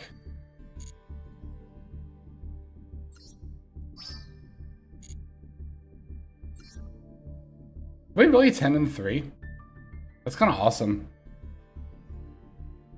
My Fusion Link run was not this smooth. I feel like I had to play a lot more games. But I think also Fiendsmith Yubel wasn't as good as I thought. Nah, it's actually not true. It was a fine deck. I was gonna say it wasn't as good as I thought it would be, which is why it took me longer, but I think I might have just gotten unlucky.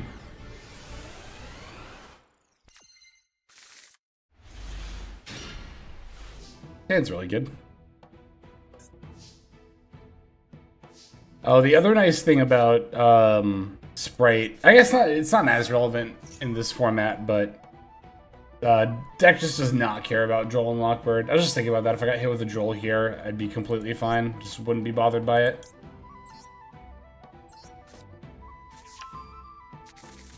In fact, Sprite is one of those decks where I tend to main the 3 Joel and Lockbird as an anti-max C card. Just summon Beaver. Still good to do Nightmare Throne there to check for Ash Blossom, especially since we have the triple attack, but we'll just do it this way. Turn 1, so we'll put it in defense mode. Fuelos. Alright. Well, that's fine. Because we can give them 1 draw, get multiple negates out, and, ooh, actually, this is going to be really good. I could give them 2 draws, triple attack their hand, so they'll be at 5 cards and still do full combo here, in fact. But that might be a little overkill. Actually, I could just give them 0 draws, have a monster and a spell trap negate, and hand rip them. The question is really, do I want to go into Melfi of the Forest and give them 1 more draw? I think that's actually fine here.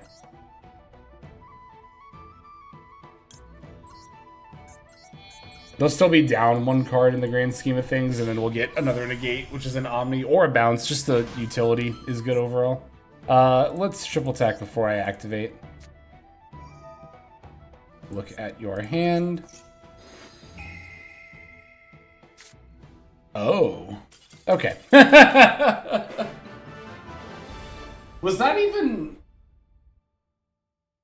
that good of them to surrender into there? Because, like, oh, does it show their hand in the thing? That's fine.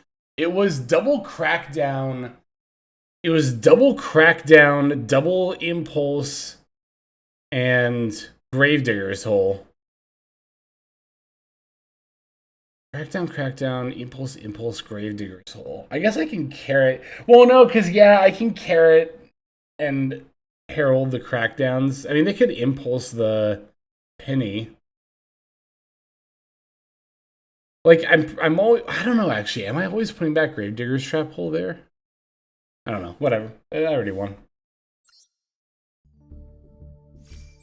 That was interesting, though. I don't think they needed to surrender as quickly as they did. I'm glad they did. I don't mind that they did, but...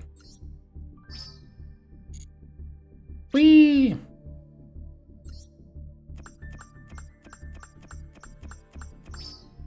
Look at that. Look at that. 890 gems all at once.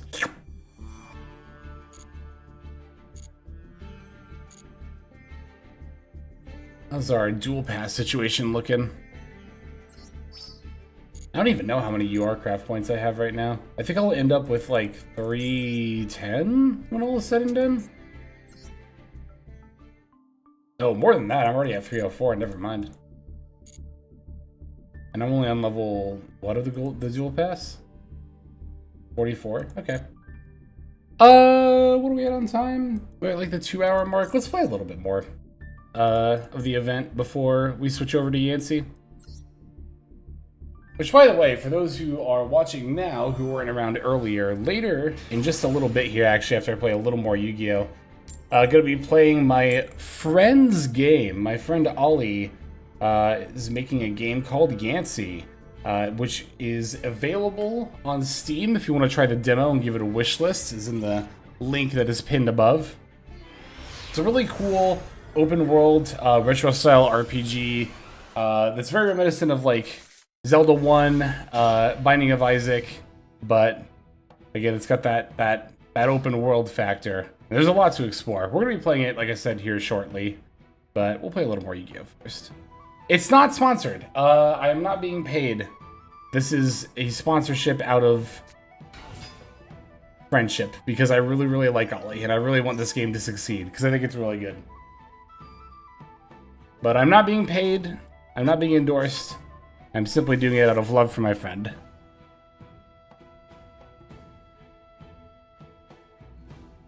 Okay, so they have a Terratop for Takatomborg. This is probably Goblin Biker. I love the little shadow lizards on the branded board. Ever since I noticed that this little tower just spits out shadow lizards, I like this board even more. Yeah, see? Woo.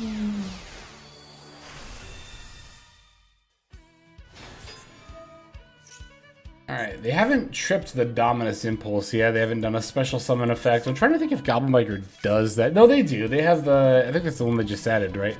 No, they added Doug Charger. Oh, no, yeah. Doug Charger does summon itself. Yeah, I was thinking correctly. I'll Impulse that, yeah.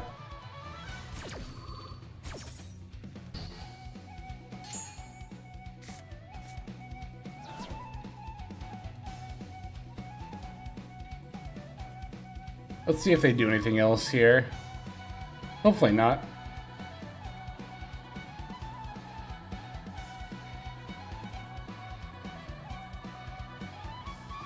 We just have to remember to not surrender even if we're losing, because we just need to duel to get the missions, and I think if we duel 3 more times, we'll at least get the first one. So let's aim for that. Let's duel 3 more times, and then we'll switch over to Yancey.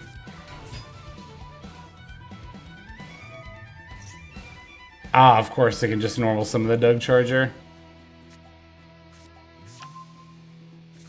How could I forget? They didn't use their normal summon.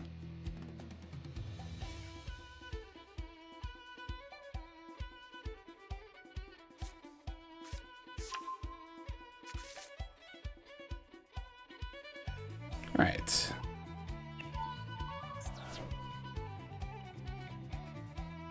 By the way, thanks for the support on today's video. I always get a little anxious putting out videos that are more like opinion pieces. But both that one and the Malice one got a lot of support. That Malice one actually got an insane amount of support. Thanks to everybody who has been watching those. Really appreciate that.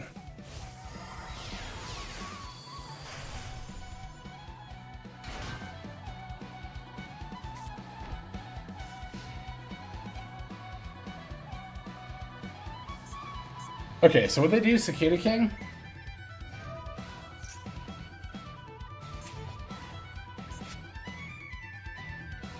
Alright, so Cicada King, one back row. Do I know what the face down is? I don't think I do. I don't think they searched. Just grand entrance. Yeah, okay. Alright.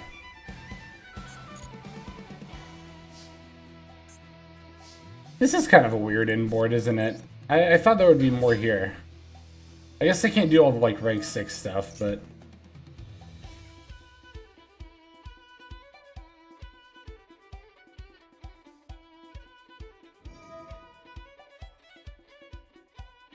Cicada King now is perfect. That's literally exactly what I wanted to happen.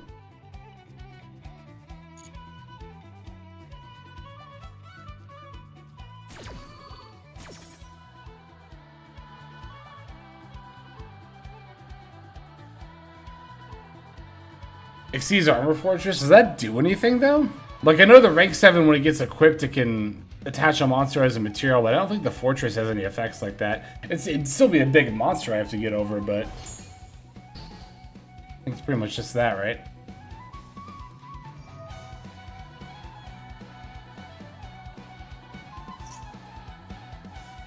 Gabonga. Oh, they detach to then attach. I see. Okay. That actually was a good play. But we were already prepared for it.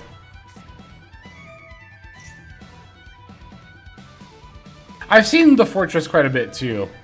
Yeah, I was really hoping they weren't gonna Ash here.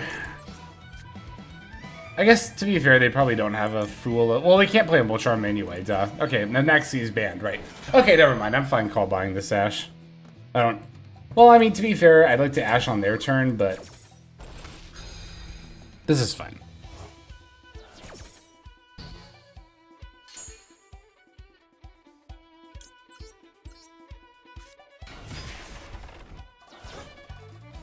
Mouse video shows that others are feeling the same way about the meta. Don't hate Mouse like that, but I definitely think I wasted a lot of materials on the deck I don't even enjoy. Yeah, I mean... It's like I said in the... Well, the thing is, like, I mean, this is to be expected. A lot of people comment without actually watching the video, so... There were some people who kind of just assumed, based on, like, the title of the video, that my complaint was that Malice was, like, too... I guess, good or OP, which it's not even necessarily that. My complaint is that the format just doesn't feel fun to play. I have zero desire to actually play Malice, right? Because, hang on, let me think about this for a second. Okay, so if I want to battle over both of these, maybe I should just grab the Gamma Burst. I feel like I've already started, so there's no point in grabbing that. Smashers would be nice, but... I just want to grab Gamma Burst here.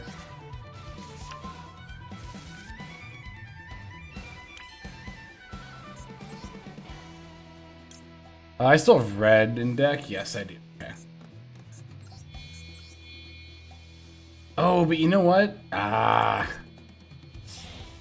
won't be enough, will it? Because even 14 plus 16 is still 3k. Still can't battle over the Cicada King. That's actually gonna be a bit of a problem. Maybe I should have grabbed Smashers.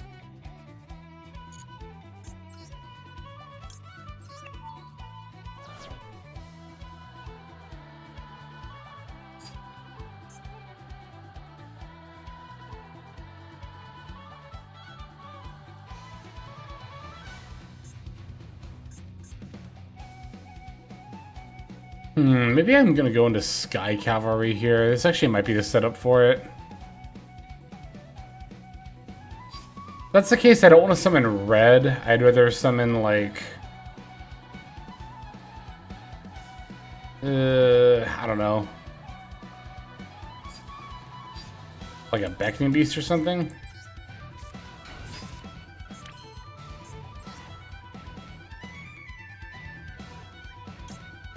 I say Yancey, I meant Centuria. Yeah. Oh, but then I still have to get over this, though, is the problem. Oh, this is a really annoying board state. I could just play Onibimaru Soul Sweeper, but that's not strong enough to get over this either. I could just play Melfi of the Forest. Ugh, wow, this is really annoying. Let's just do it like this. Yeah, Garen Burst deals with it, but I didn't really want to use it. But I will, it's fine.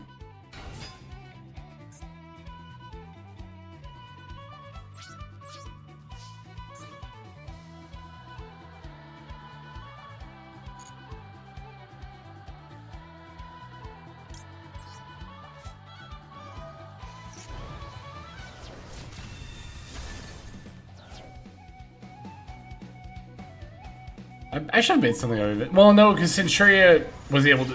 They need the attack points to be able to battle over their thing, right?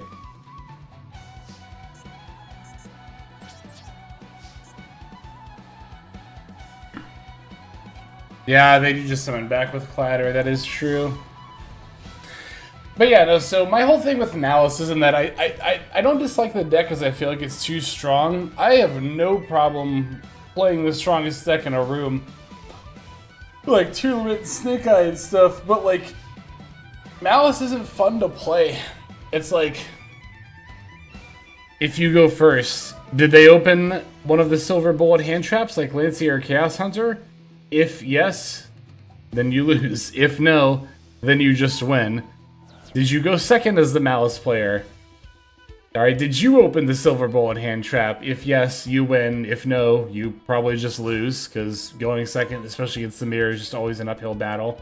And then like I mentioned earlier, even if you're not playing Malice, it's like, okay, you still have to play the Lancias, which are going to feel awful against any other deck that's not Malice, which is statistically going to be the majority of your matchups. It's really easy to feel like Malice is, you know, like 9 out of 10 games, but at the end of the day, statistics show that in Diamond or Master, it's going to be 44%, which is, again, enough that you definitely still main the outs against it, but it's still enough that the majority of the time you're going to be playing a deck that Lancia is really not going to be ideal against. So, if you're playing Lancia and don't open against Malice, it feels really bad. If you're not playing against Malice and do open the Lancia, it feels really bad. If you decide that you're fed up with it and take the Lancia out and then play against Malice, it still feels really, really bad. There's just not really many ways to play Yu-Gi-Oh! In this format that feel good, in my opinion. That's kind of my main gist of why I don't like this meta right now. I really dislike the phrase coin toss meta. This is probably the closest I feel we are to that, though.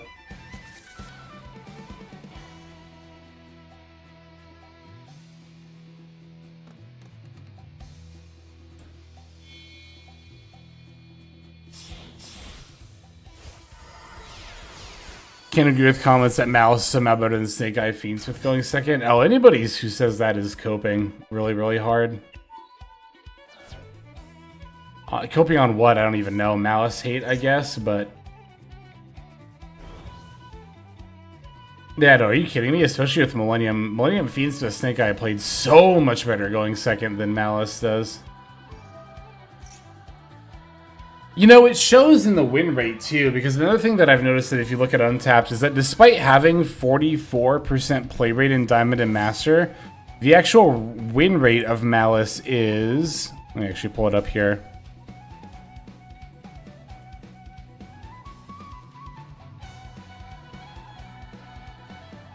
Is 51.7%. To be fair, the popularity rating has gone down from 44% to 43.7%. Ooh. But 51.7% win rate for Malice feels really accurate to when I was playing Malice in Diamond.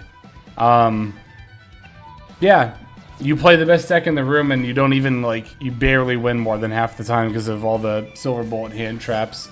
This is why I was talking earlier about, like, Ryzeal coming out would balance the meta, not in an overall power level sense, of course, because of how powerful Ryzeal is, but in terms of the hand trap meta.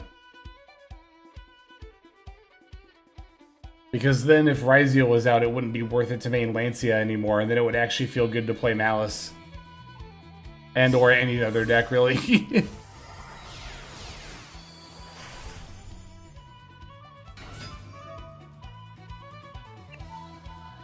Malice is even as close to as oppressive as Snake Eye was. So I guess it depends what you mean by oppressive. That's one of those words that I hear thrown out a lot, but I don't feel like has a super concrete definition.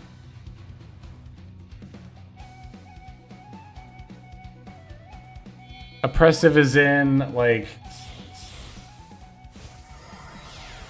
Because, I don't know, going second against its end board, I feel like Malice and Snake Eye are fairly comparable.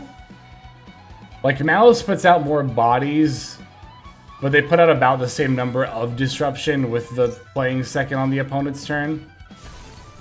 Malice has much better ratios in terms of, like, the amount of non-engine he gets to play. Snake Eye inboard had like 11 disruptions. Yep, so does Malice. I think Malice and Snake Eye inboards have like the same amount of disruption.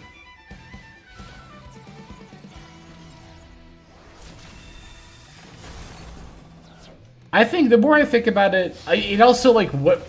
There's so many iterations of Snake Eye, like which one are you talking about too is the other thing. Because if we're talking about both decks at full power, I think they're kind of... if you're talking about both decks at full power, then maybe Snake Eye is a little bit better. Maybe. I don't know. That'd be an interesting matchup. But if you're talking about like Millennium Fiends with Snake Eye as it was right before the ban list versus Malice now, I think Malice is slightly better.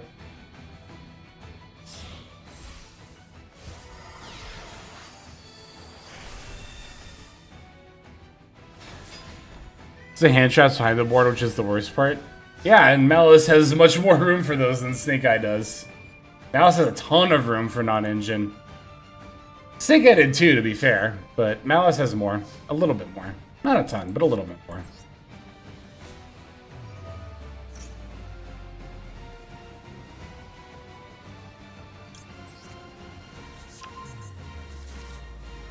But yeah, I don't even think Malice needs that many hits, to be honest.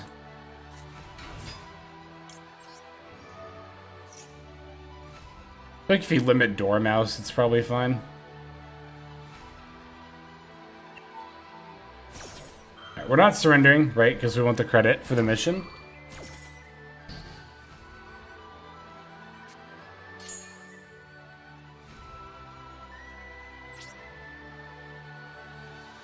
Ban Whitebinder. I think that's unnecessary. That's one of those, like, jugular bans.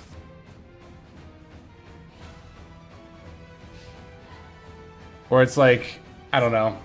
I think, I've said this many times, I think the goal of a ban list should be to hit a deck, to bring a deck's power level down to a reasonable state without outright killing it. I don't think Malice would be like dead if you banned Whitebinder, but you would not have many reasons to play it over a bunch of other decks. I think limiting Dormouse is all you really need to do. In conjunction with natural power, of course.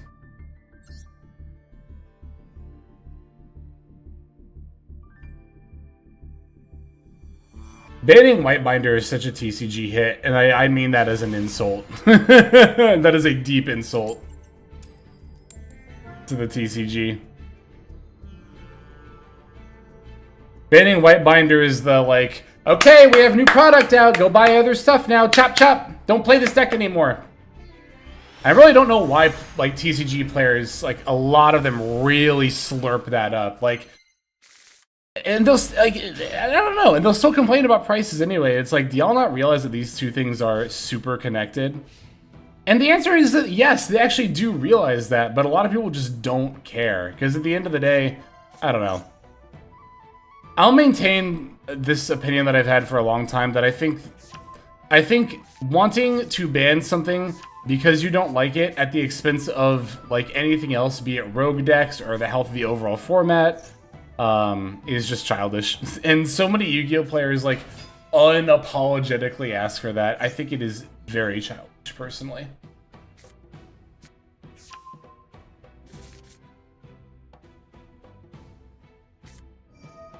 I'm going to impulse this for sure, because that's a summon and a search. Buzzsaw Shark doesn't summon itself. It only summons other things while it's in play. Crossout Designator! That deck does play Impulse. Oh, that's not good. That's not good. Hit Dormouse and limit 6. Yeah, totally. We can definitely limit Goldsark and Allure if needed as well. I'm not opposed to that either. I don't know why they ever bothered putting Goldsark to 2. That should have just stayed at 1. Like, if Foolish Burial is at 1, then Goldsark should also be at 1, because Goldsark is just Foolish Burial but banishing. It's so funny that the first time that Goldsark ever got hit, it was not even because it was Foolish Burial for banishing, it was because waiting 2 turns to add any card was actually just good enough to play as a staple. Good times.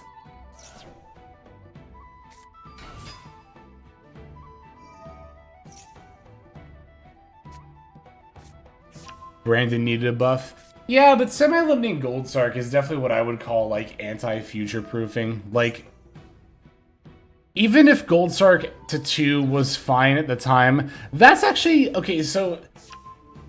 When we're talking about future proofing, when it comes to keeping a card limited as a means of future proofing as opposed to limiting a card that's currently not hit, I'm a little more on board with that. Like, yeah, Goldsark wasn't a problem at 2, pretty much from the time it went to 2 until now with Malice, but like, I don't know. Even, I don't remember exactly when Goldsark went to 2. Pretty sure Malice was definitely out in the TCG and OCG at the time. Even if it wasn't, like, Konami definitely has foreknowledge of Malice and should know that, hey, that's probably not a good idea, but I don't know. Maybe they don't. Sometimes I wonder if I overestimate Konami. I don't know.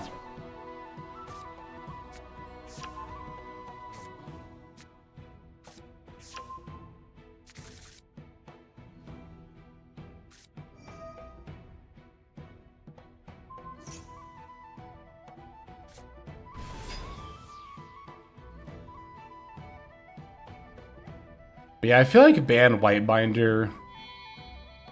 To me, that's kind of comparable to, like, people who are asking Flamberge should be banned for Snake Eyes. When, like, the O-Kit was there the whole time. It's like, we don't have to, like, gouge the deck. It's just not necessary.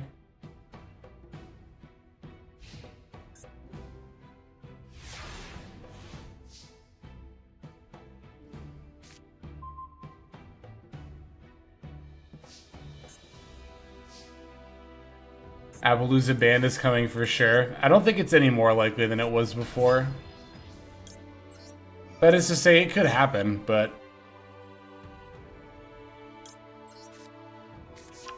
I wouldn't say necessarily that it's coming for sure.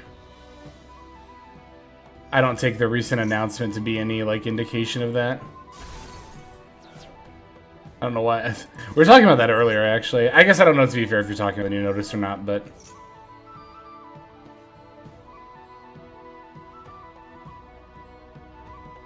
You know what's the wild thing about the Appaloosa ban and the OCG, though, is that, like, it just actually didn't change the format at all. It mostly just hurt decks like Art Megia, which were using it to try to keep up with the meta. Which is pretty brutal. Like, not even Malice. Malice was the most meta-relevant deck using Appaloosa, and they can still just swap it out for the new Ignister boss monster and still just play around Nib.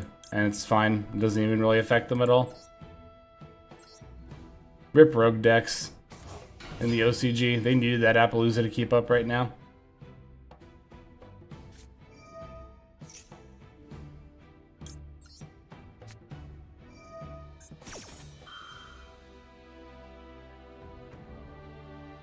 Stun is already semi-gutted.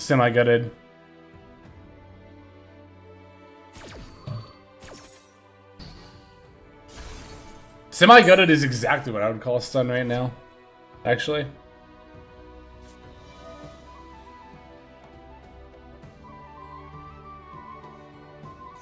Bandbinder is so many Redditor's suggestion. It definitely is.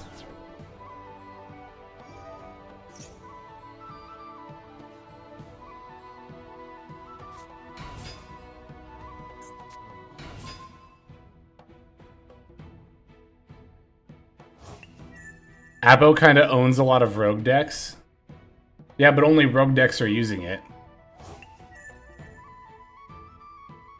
In the OCG. That's what I was talking about, was the OCG. Where it just got banned.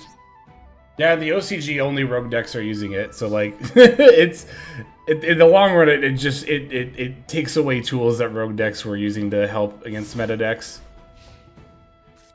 That's why, like, I'm not inherently opposed to a Napalooza ban. I just think they did it at an awful time in the OCG.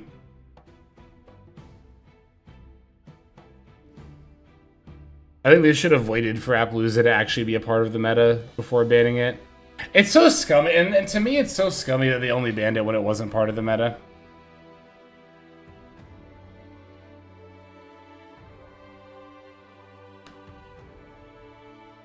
Saying Atlantean Dragoons needs to be errata'd. A lot of people really don't understand how erratas are used in Yu-Gi-Oh! They are not a balancing mechanic. They should not be used that way. It's a horrible idea. We've already seen multiple examples through the ban list of it being a horrible idea. Look at Brain Control. Brain Control is always the poster child of why erratas are not a good idea.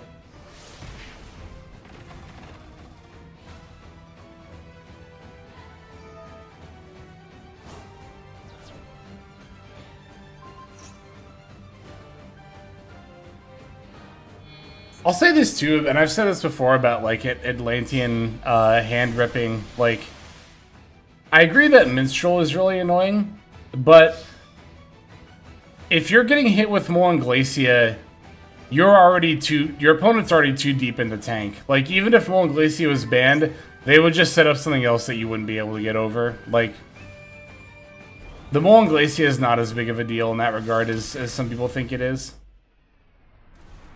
I wouldn't call Molon Glacia win more necessarily, because it is part of like the combo line. But if it were banned, again, they would just do something. They would just set up some negates or something that you would still have a hard time getting through. They'd maybe switch the statue, yeah, or something like that.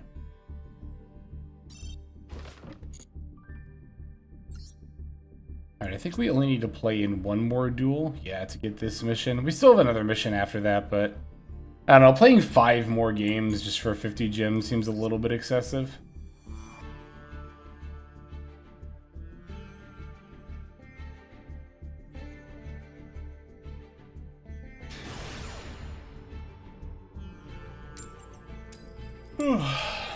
Alright.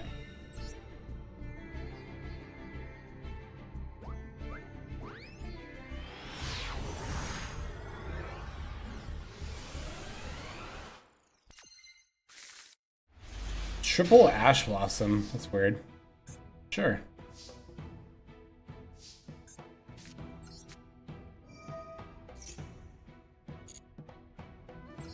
I think this event was okay. Yeah, I think it was fine. The power balance actually seems pretty solid. Like, I don't feel like there's any deck that's just like way above everything else. Like that sometimes happens. And actually, to be fair, that doesn't happen as much in events as it used to. I'll summon this one. Don't have to worry about nibs, so I can just start throwing stuff out. Quite a few Mermaillists in MD don't even play Molon Glacia anymore. Oh, really? I didn't know that. But it just further proves the point, yeah.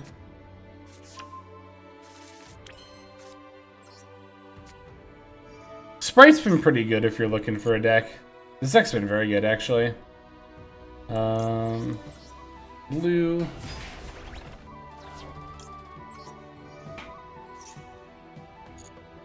for carrot. And then we can special carrot. You know what? I'll make gigantic for red instead of making Jin Buster, and I think I'll make the Melfies.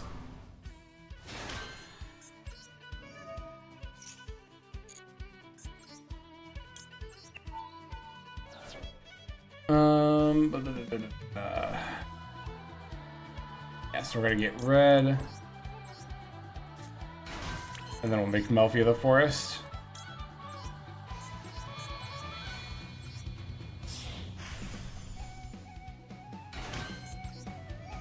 Yeah, I was a little worried that rank 2 spam wasn't going to be good enough. Like, that sprite wasn't going to be good enough in this event, but rank 2 spam is perfectly good enough in this event.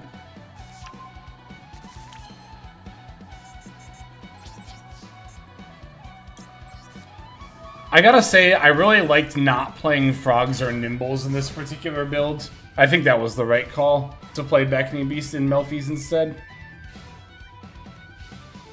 I think frogs and nimbles really need the link monsters to be really worthwhile. True, Draco. Boo! Boo! No. I mean, I'm not a big fan of True Draco. I think it's really boring, but play whatever you want. I don't care. Troy, what other card in your hand, and if you do, I'll just ash this. It's probably the best use out of ash I'll get this turn. I ran up against 0 sprite decks, like 90% Sue ship. We didn't run into a mirror match, did we? We ran into a couple of Sue ships. Mostly sharks. We ran into a couple of goblin bikers.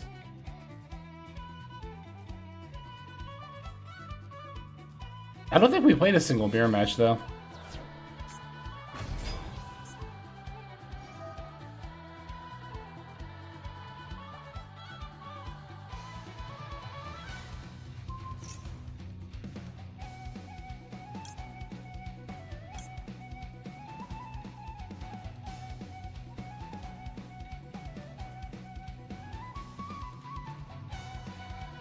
So, let me think about this for a second. So if I chain Mary Melfies, they can chain Majesty Maiden, then I can Melfie of the Forest to negate it still. I think is how that works. Oh, tier limits. We play against tier limits. And we ran into one stun, I think.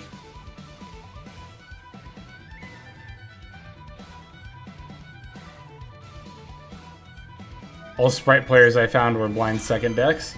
That makes sense. Sprite is a pretty good blind second deck. Oh, it's after the resolution that I can Melfie of the Forest. That's fine. Because I can just red and then sack the Melfie of the Forest to negate and destroy. Since it was going to get destroyed anyway.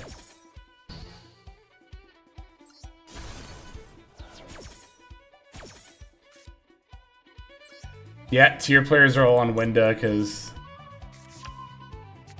that's all you can go into besides Kick Close. But Kick Close and Winda are definitely pretty good cards to go into.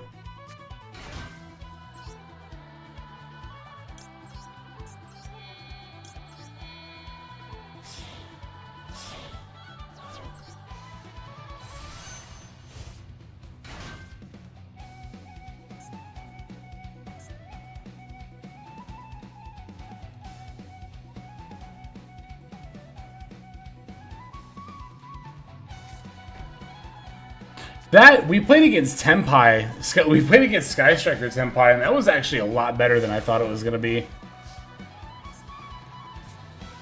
The Tenpai monsters were actually enough to beat down when played with all the different spells, like board breakers and stuff. Kind of wild.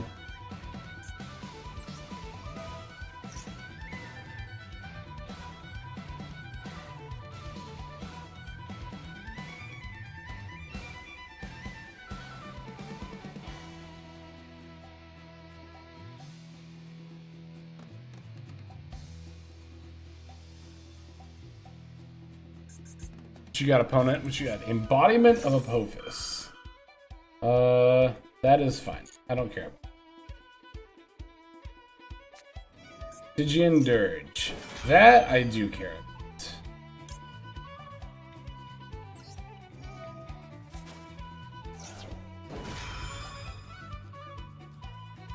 Okay. Good talk. Stygian Dirge is actually a pretty good tech in the event meta. Because there's a lot of Xyz decks.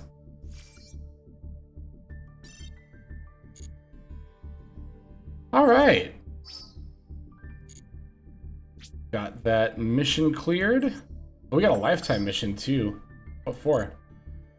Monsters your opponent controls that are destroyed by battle. I've only destroyed 2,000 monsters in battle in the entire time I've been playing Master Duel. Doesn't that feel really low? That feels really low. Maybe not. Maybe that is right. I mean, obviously it is right. I just feel like it would be more. I guess not that many monsters get destroyed in battle per duel when you really think about it, huh? Maybe that does make sense. That's interesting. Okay. Alright. Well, we finished the under 5 event. 12 and 5, 70.6% win rate with Sprite. Definitely not too bad. Like I said before, I was a little worried that rank 2 spam was not going to be good enough. And it was actually good enough. It was more than good enough. It was totally worthwhile. Extra Deck has a ton of flexibility here. There are so many rank 2s that I didn't really end up using, like Cat Shark, this Phantom Knight, Mannequin Cat, Ronin Raccoon, second Gin Buster. Yeah, that's like 5 slots that you can mess around with, but yeah, good stuff. All right. So now we're going to be playing a very, very special game. As mentioned before, we're going to be playing my friend's game, Yancey. So let me grab my controller and get this set up. Okay, let me do it like this. Close and Yancey demo. And let me switch my gameplay capture.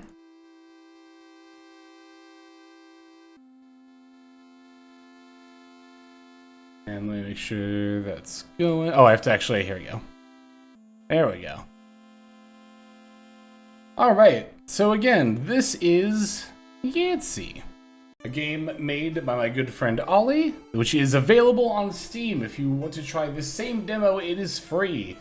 And if you're interested, please consider wishlisting this game. Definitely helps out indie game devs on Steam to do so. But we're just going to go ahead and start a new game. So, as mentioned before, this is kind of like a Zelda 1 like style game. The combat and a lot of the dungeons are very reminiscent of like Isaac as well, but it's open world as well. So, demo contains a large chunk of the full game. Some paths are blocked by these symbols. These mark the boundaries of the demo. I've played this a little bit already, of course, but we're starting a new game here for the stream.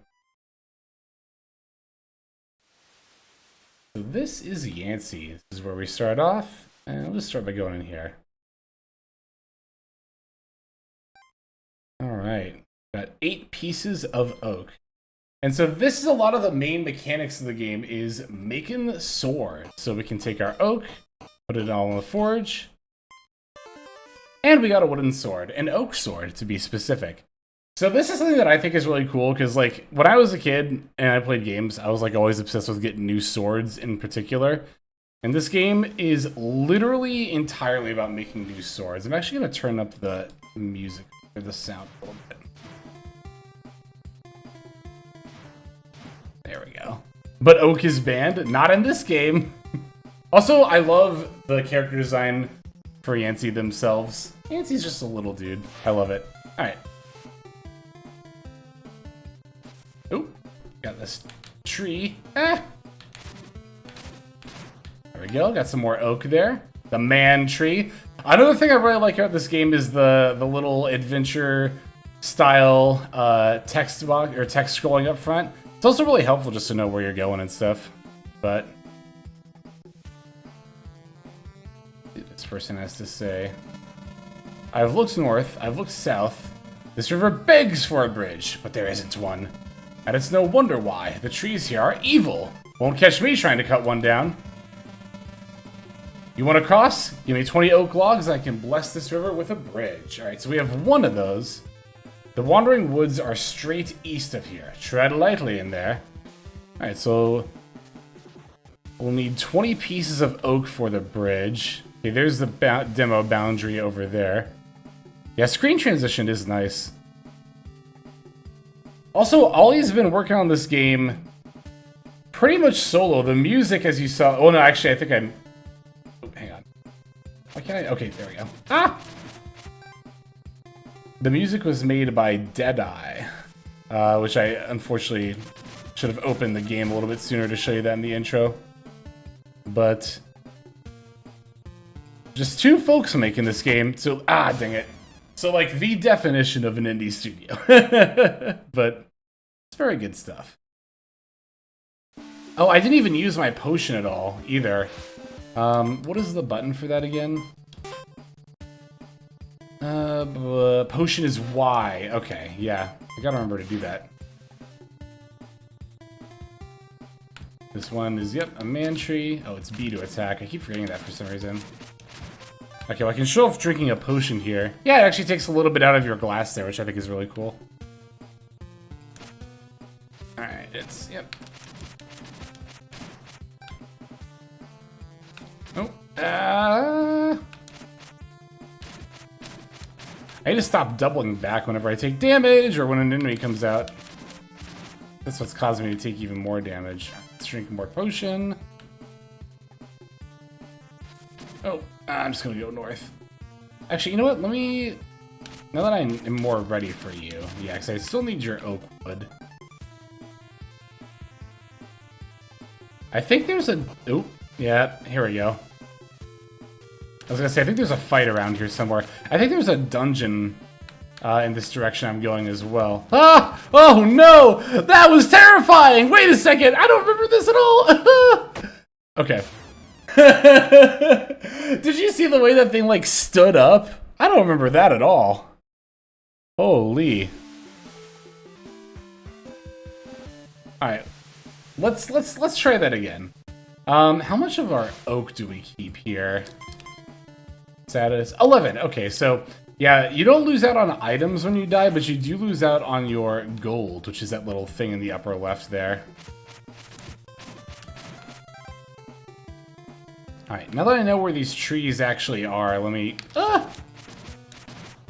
There's one there, there's one, like, here, yep. Oh, I should have triggered both of them! Alright, we're good, we're good. Okay, so there's one in, like, the upper corner here, yep. Alright, I'm kind of getting a sense for how close you have to get to them now. I'm just going to keep over here and not touch anything over there. Okay, let's deal with these one at a time. So let's aggro you. Perfect, now you. Now this creepy-ass motherfucker over here. God, I hate that. Shit, shit. These projectiles are fucking me up a little bit. Okay, so fires the projectiles when you swing your sword. That's worth noting. Damn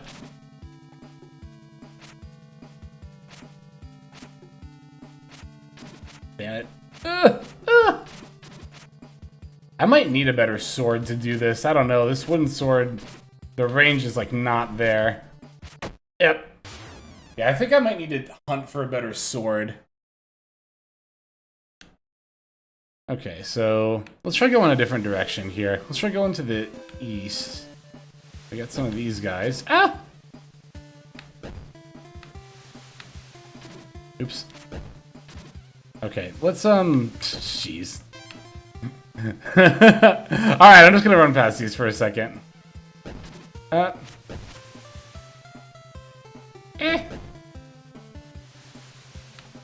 Okay, here we go. Hi there. You look like a spry, adventurous type, seeking risk and reward. My name is Otto. I'm an archaeologist. This beach has much more to it than it seems. Washed away by the sea, this cave is all that remains of the unnamed rock civilization. I'd like to analyze that cave, but it's swarming with various ancient deterrents. The type of deterrents I imagine a sword could deal with. You understand? I do understand. Age-old cove. Alright, so if you see these little lights here, that's a respawn point. So you'll usually see these when you enter a dungeon, which is what we're obviously in right now. Okay, this guy's got a pretty simple attack pattern. Oh,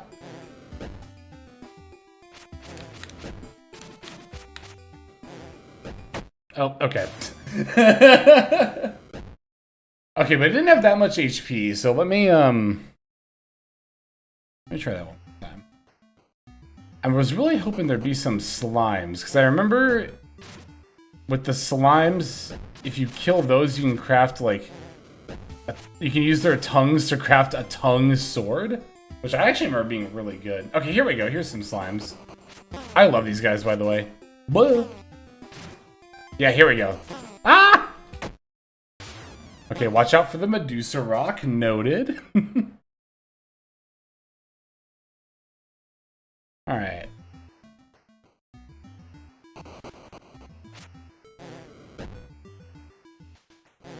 Hmm.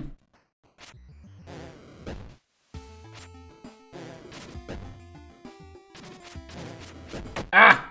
I did not panic when I get hit. I'm really bad about that in a lot of games, but especially ones like these.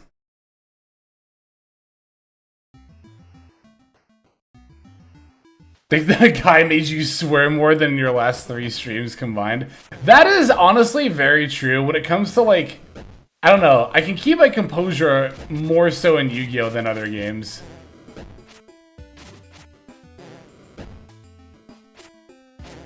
Ah! Ah! Okay, we're good.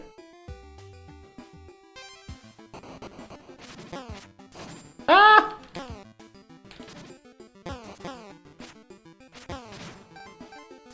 Ah! No, no, no, no, no! Okay, we're good, we're good, we're good. We just gotta watch out for where this eye is looking. Good there.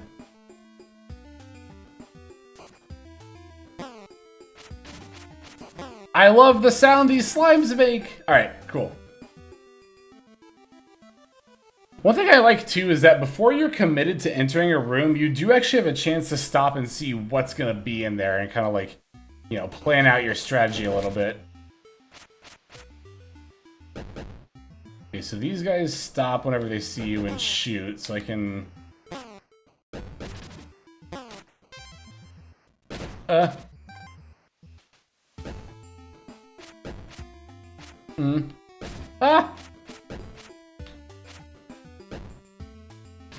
Okay, cool. Okay, yep. Alright, I think I actually have enough... Okay, actually, how many tongues do I have? If I have enough to make a tongue sword, I'm gonna go back and make that. I have 5. 1, 2, 3. I think let's get a few more just to be safe. I think 5 might be enough, but better safe than sorry.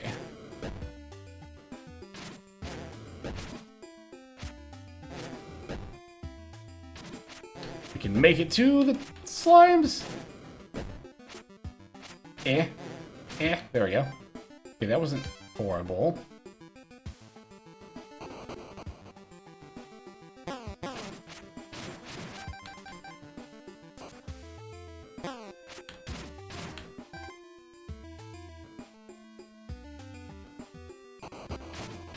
Alright, we got those. We're actually doing a lot better already.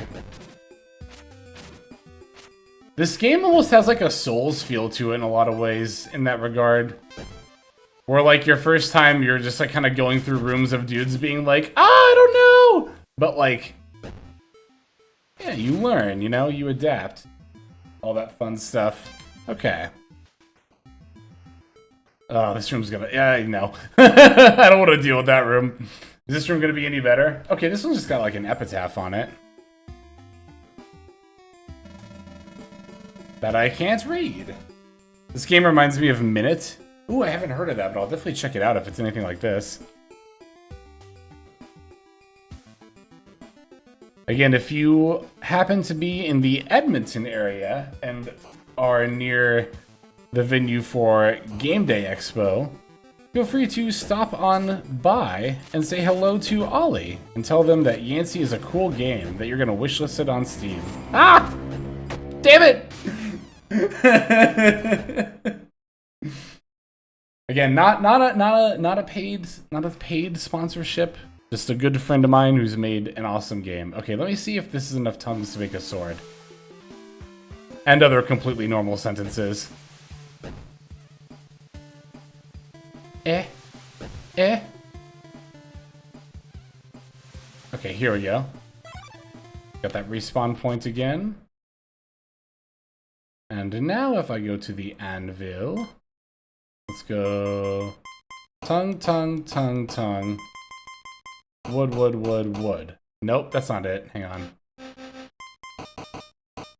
No. It's not all tongues, is it? Oh, it is all tongues. Okay. There we go. The sharp tongue. This sword is awesome. This isn't the best sword in the game, but this might be my favorite sword in the game. Wait, let's put that on A. And then we can keep... No. Yeah, we'll put that one on A, and then we'll put this one on B. I'm fine with that. Yeah, because I'm used to attacking with A. Minute is a Zelda-like where the main gameplay content is that you can play in 60-second cycles. Oh, like Min-It. I get it. That's cool. Blah, blah, blah, blah. I love this thing. Oh, okay. Let's,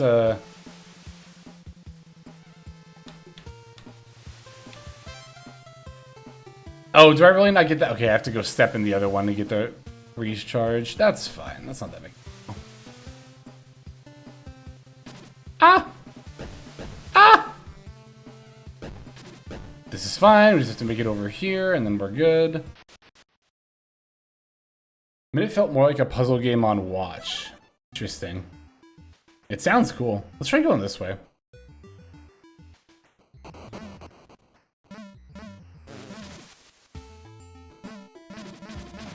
Yeah, that's much better. That's much better. Ah!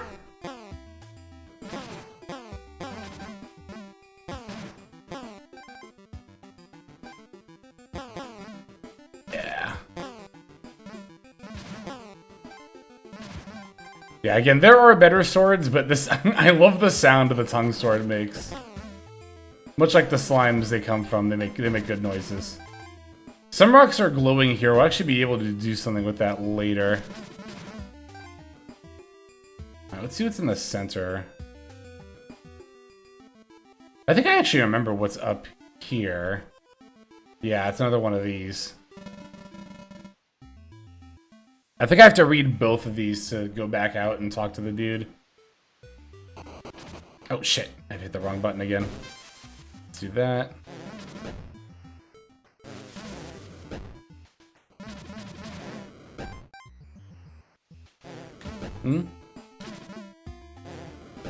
Ah! Alright, there we go. Yeah, let's definitely heal up. Oh, that's right, I have to, yep. Hit both of these. Well, they give you replenishes at each of those rooms, so that's good. Did I not look up here already? Oh, okay, yeah, now he's up here. Thank you so much for... Hang on a second. There we go. Thank you so much for getting me here. Can you believe this stele is still legible? There's a list of names. The names of those who built this cave, immortalized in stone. That language is truly ancient with no relation to any existent cultures, which sadly means no living person can pronounce these names. A tragedy. Some things really are gone forever. Can you get me across the water near the entrance? I think there's something back there. Yeah, so if we go over to the other side where we were before, we'll be able to do that once we clear out these monsters.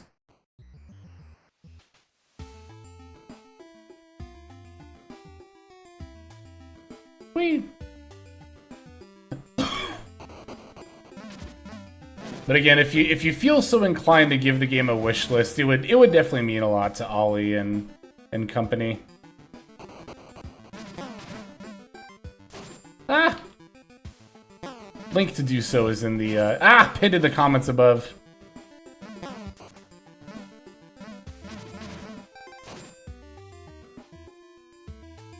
I love when you get frozen in a game and you break out by, like, mashing the buttons in the joystick. It's always fun.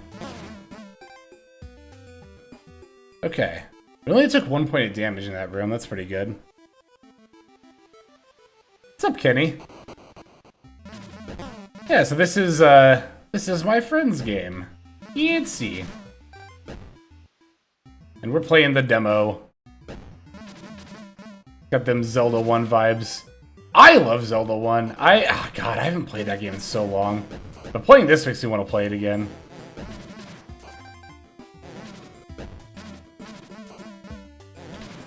we go. Hell yeah. See, we're already doing better. Oop, we didn't even need to use our potion, even though I accidentally did just there.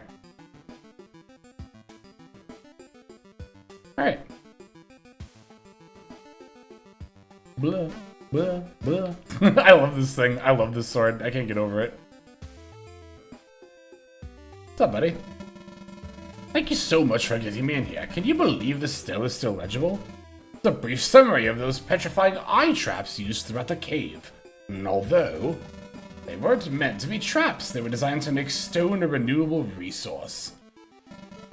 They were worried about running out of rocks in the middle of the mountains. If they were thinking that far ahead, whatever ended them must have been a big surprise. Can you get me across the water near the entrance? I think there's something back there. I think we should be able to do that now. Excuse me. Sorry about that. Found some water here.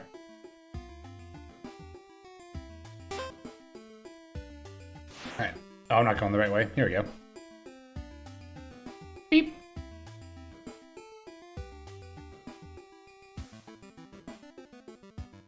Okay, almost done with this dungeon.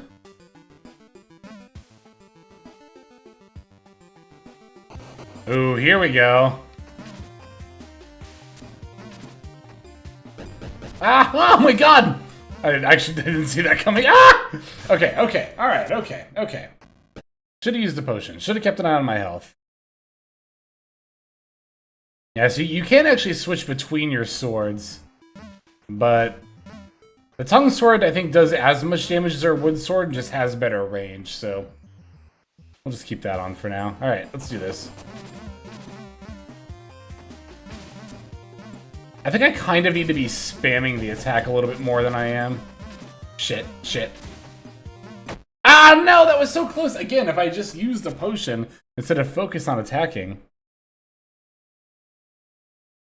No, this is very winnable. I'm just throwing.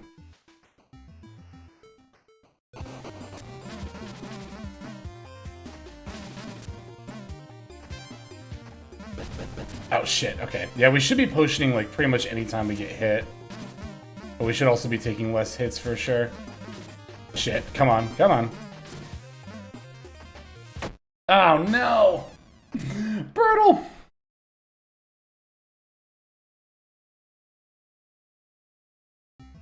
Should scratch that Zelda itch, especially. Or oh, I love the Oracle games. Oracle Seasons and Ages. I like Oracle of Ages a little more than Seasons, but I mean, they're obviously both phenomenal games.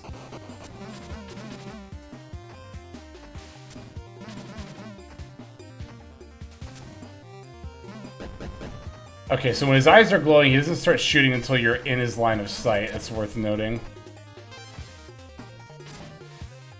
Okay, don't do that. There we go.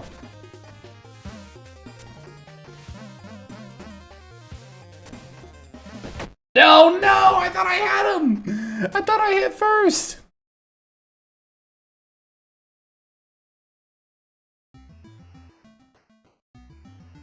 I thought the Capcom Zelda games were really cool. Like, Link's Awakening is so good.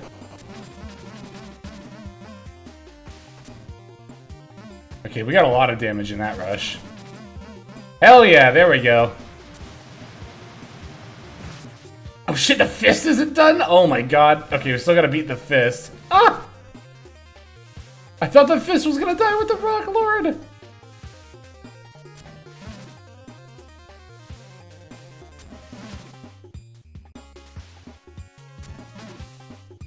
Okay, this one isn't so bad.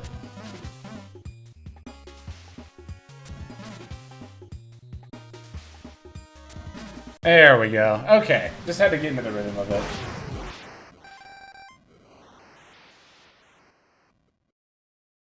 Ooh, we got a golden apple. You've done an amazing job, friend. You're certainly the adventurer I saw you for. Now I know what you're thinking. What does this stele in the heart of the cave say? Well, I don't know. The text looks nothing like the rock language. I've never seen anything like this before. I've no idea what it says. A true mystery. I'll have to find more samples of this script. This is so exciting. Thank you so much. I think you've earned that golden apple. And I will be sure to credit you as co-author in my research, Mr. Yansy. Got it. Alright. We did it! We beat the dungeon! But that's actually not even the only demo. I think there was like 3 demo dungeons. I'm tired. See, I love the little blurbs up top. I've been pointing those out as much as I should, but like when you die, it'll say like oof and stuff. And I love that it says I'm tired when you walk out of a dungeon after finishing it. Such good stuff. And delicious. That's from when we ate the golden apple. Gotta love those nice little flourishes.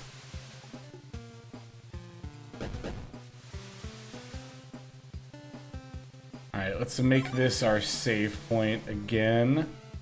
Oh, the idle animation. That's good. Yeah, let's go north here. I think... oh, I guess we could go east. Now that we have a little more life in the tongue sword, maybe we'll fare a little better against the mantries. We still need to get 20 pieces of oak for the bridge guy. Ah!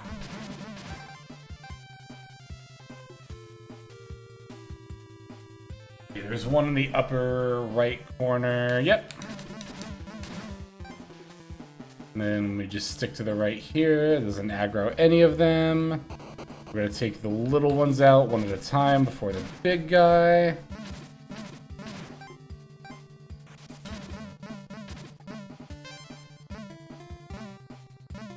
Okay, so he backs up and fires a projectile whenever you swing. That's actually really annoying.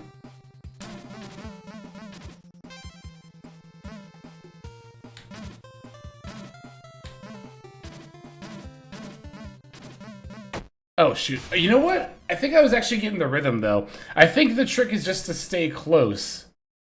Because he has to... it looks like the Blood Oak has to back up like a certain distance before it starts shooting rocks at you. So I think if I just get... like, it's counterintuitive, but I think the play there, the strat, is to actually move in closer.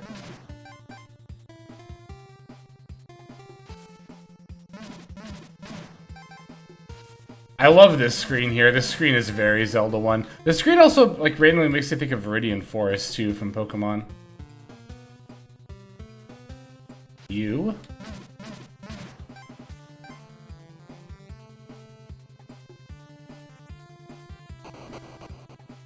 Alright, now you.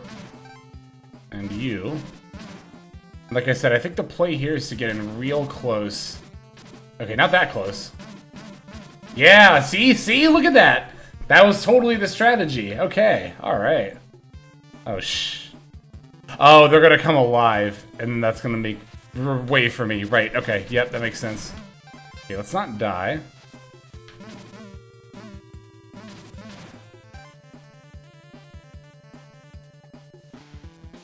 Okay, so that's a dead end. Yep, there we go. Probably down, yep. And then, yep.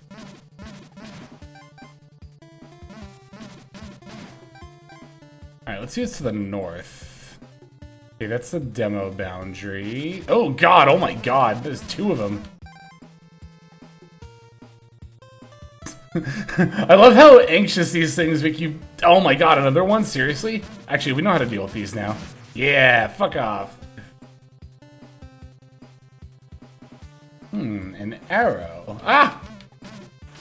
Fuck. Oh my god. Oh my god. No.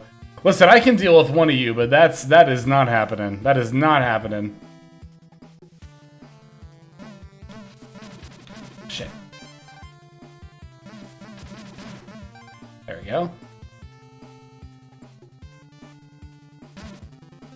Ooh, okay. Oh, we get a refill? Hell yeah. Alright. Oh, this makes a shortcut! Now we can get over here more easily. That's cool. What do you have to say? I don't think I talked to you earlier. We're sword enthusiasts. Swords are the coolest. Want to hear a tip? You can forge a lot of swords by just shoving the same material in every slot, which is great for kids like me who aren't very smart or worldly. The blade is the part of the sword that cuts, so it's definitely the best part. Then there's the guard, the part that goes across the sword between the blade and the grip. The grip is where you hold the sword, and the pommel is the bit at the very bottom. The guard, grip, and pommel together make up the hilt. But you're a grown-up, so you know this already. It's all obvious to you, right? Yeah, totally. But that is actually something kind of cool that I want to show real quick at the forge. Is that tip actually matters when it comes to like crafting swords, right? So like they were saying, I made the tongue sword by just throwing, you know, a bunch of tongues onto the forge, but there are, as you can see, 4 spots for the blade, and then the pommel's at the bottom, and the guard is the 3 in between. So it does actually matter where you put stuff. I don't know if I can make another sword. Maybe a stone sword? Okay, yeah, looks like I can make a stone sword. Why not? No reason not to. Tongue sword already made. Thorn?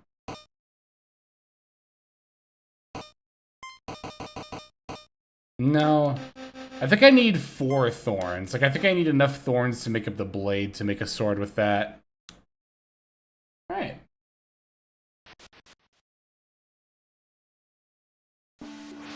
Let me put my rock sword on B. And then, how do I switch swords again? It's the select. Okay, got it. So another cool thing about all the different swords is that they have different swing animations too. So this one kind of just goes like out, but it has a little bit of a delay because it's a rock sword. It's heavy to swing, right? As opposed to the tongue sword, which just goes out right away. I'm gonna stick with the tongue sword for now.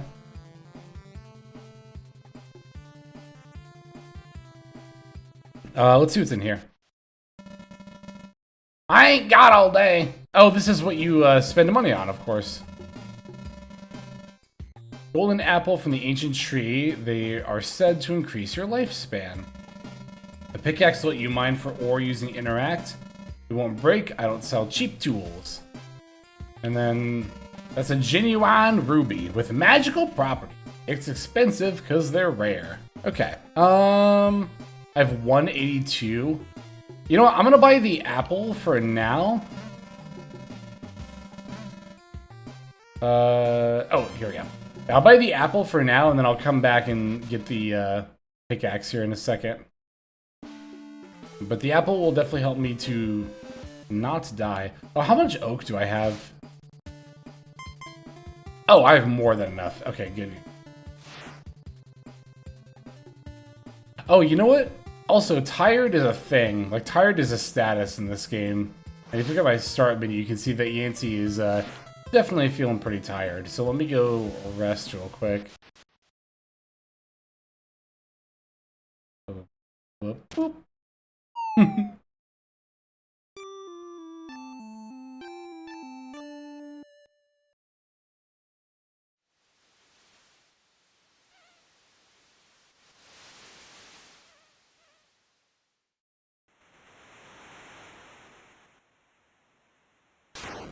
Ooh.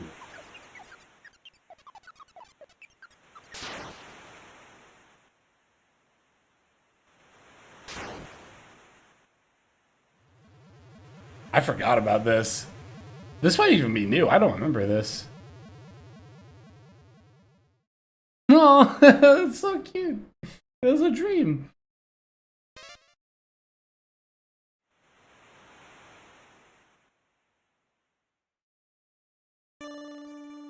That's a cute little animation. Oh, that's also how you end the demo. That's right. So yeah, there were still 3 more bosses. We're gonna go right back into that. I'm not done just yet. Let's try to beat maybe at least 1 more of the bosses.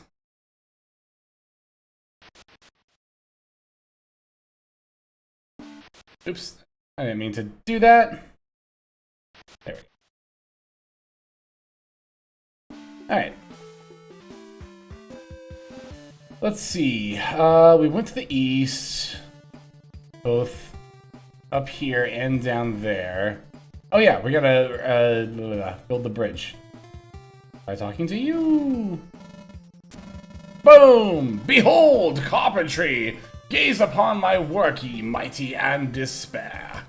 That's good. Alright. Ooh, this is looking a little spooky. Let's see what we got. Oh my god, oh my god. Ah! Hello, friend. Yogord. That's fun. That's a fun name. Ah! Alright. Okay, so we can't go that way, because, again, these are demo barriers.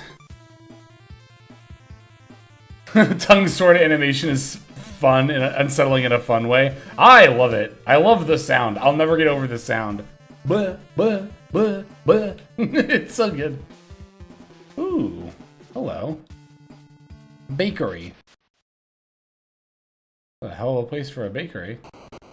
Oh, okay. Hello. Ah! Oh my god. Holy shit, holy shit. That was actually fucking kind of scary. You only lose money on death. You don't lose any progress or items. Hang on, hang on. We gotta go back into that.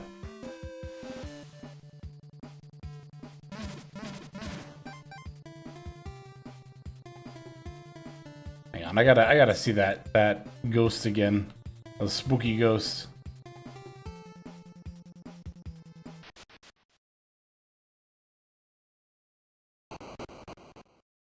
Ah! Holy, ah! Is there more than one? I don't know. Ah! Ah! Ah! Oh my god. I love that they're like glitchy. That looks really cool. Shit.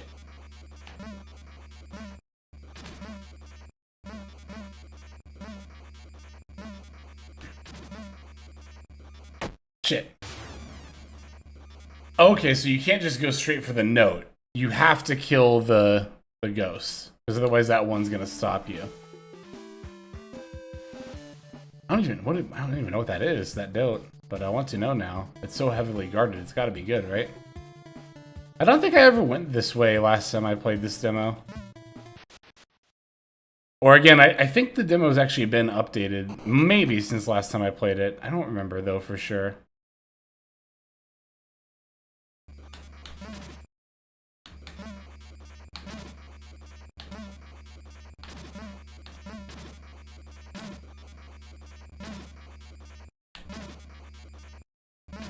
There we go. Got a soul. That's fun. Fuck. Fuck. Okay, all the sparkly things are gone now, so that's good. Alright. No, I didn't need to do that. That's actually fine, though. Cellar out back. Cellar out back, huh? I like how cryptic this little hut is with the ghosts in the note. The cellar? Okay, here we go.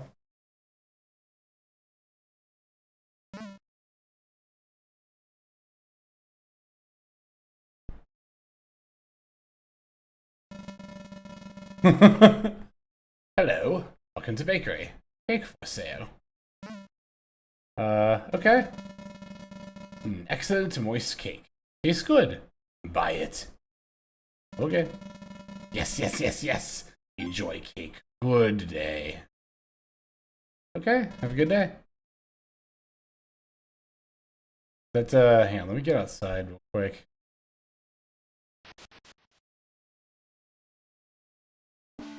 Was that like in my inventory? Or that heal me? I don't know. I guess we'll find out.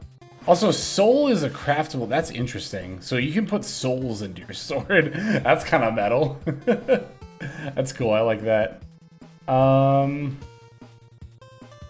Okay. So let's see. Is there anywhere to go Okay, we can go north from here. Let's try that. Okay, yeah, there was another cave. That's what I thought. Abandoned tin mine. Oh, maybe we should have gotten the pickaxe. Ooh, I love this music. Remember, mine ore using the interact button. And don't forget your pickaxe. Yeah, I should have gotten a pickaxe. That's fine. We'll earn some gold and then we'll go buy one. Oh, those skeletons make a fun sound. A rattling noise. Oh my god.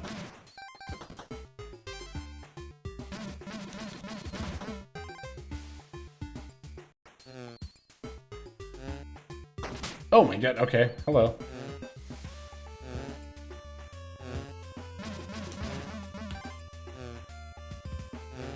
Wormator? I love it. Oh shit, okay.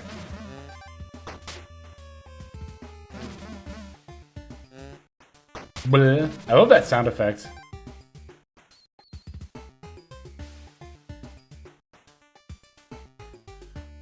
Okay, so I'm gonna need the pickaxe to get through here in order to progress. Alright, let's see.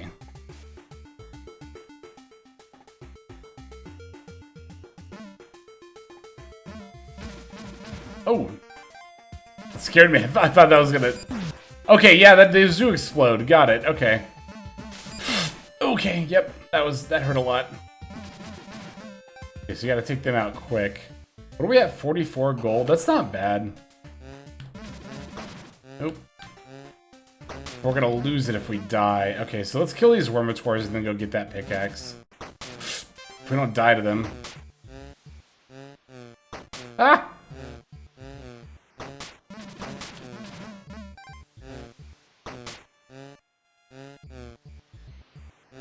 Ah! Shit. Please don't let me die to this thing. There we go. Alright, cool. We're good. We're good. We're good. Time to go get pickaxe. They're gonna be right outside. Well, not right outside, but not that far of a walk.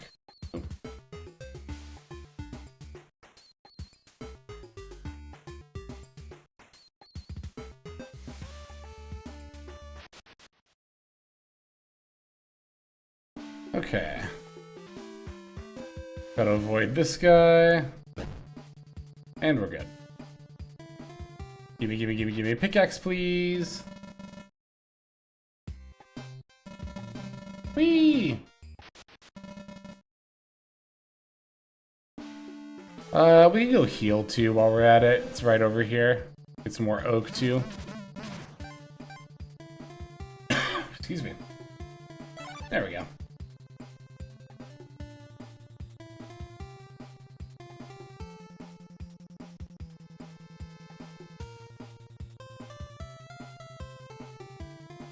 And back into the tin mine. Dead Man's Pass.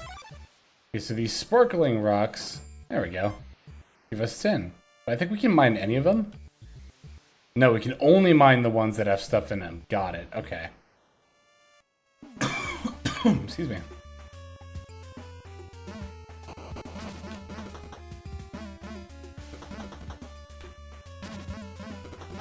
Ah! There we go.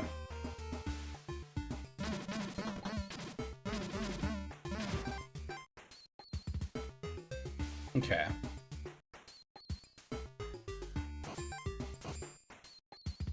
Oh, I actually can't get... Oh, no, I can't get through this way. Okay, good. I was gonna say.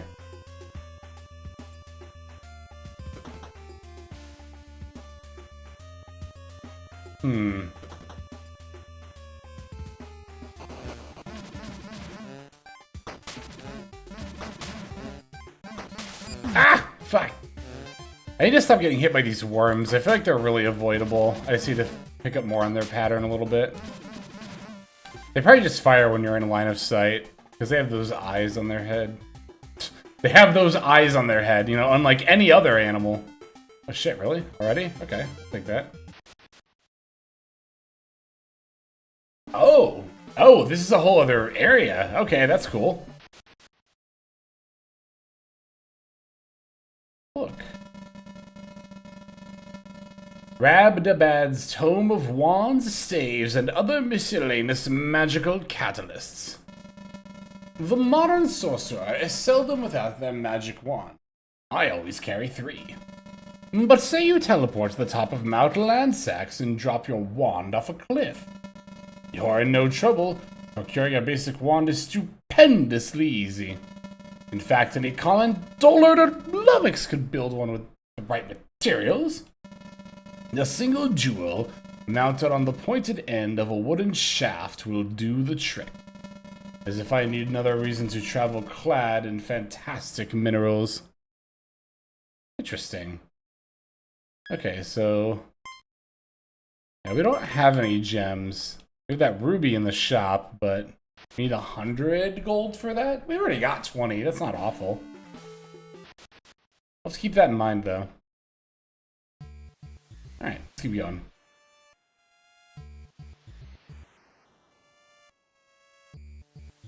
Okay. Start with you.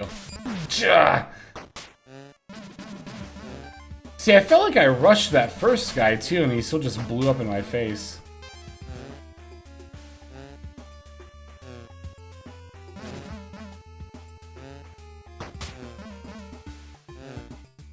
Okay, yeah, I think you just have to be in their line of sight for them to hit you. Yep. Alright. So, okay, I could go to the south over here. I think I can go to the north over here as well. Yes, I could go either way.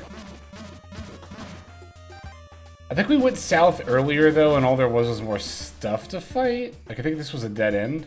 Yeah, okay.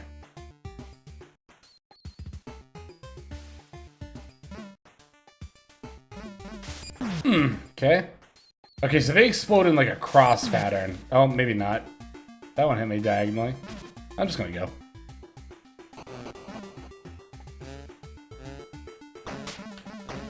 Oh, okay, okay, okay, alright, alright, okay, okay, alright, okay.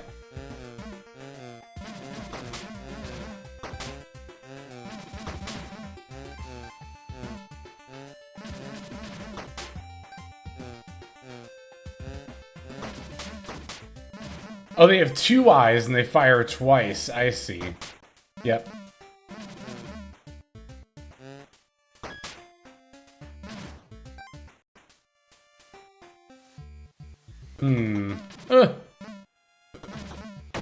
Okay. Alright, well that's also a dead end, so I think we're actually done exploring that. 41 gold coins. It's 100 for the ruby. Okay. You know, let me actually try going across the river and then going up to that clam on the north, because I haven't gone up here yet.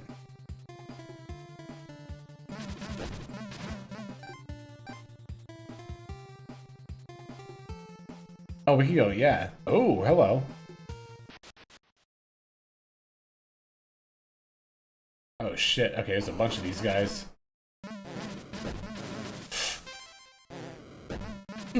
Yep.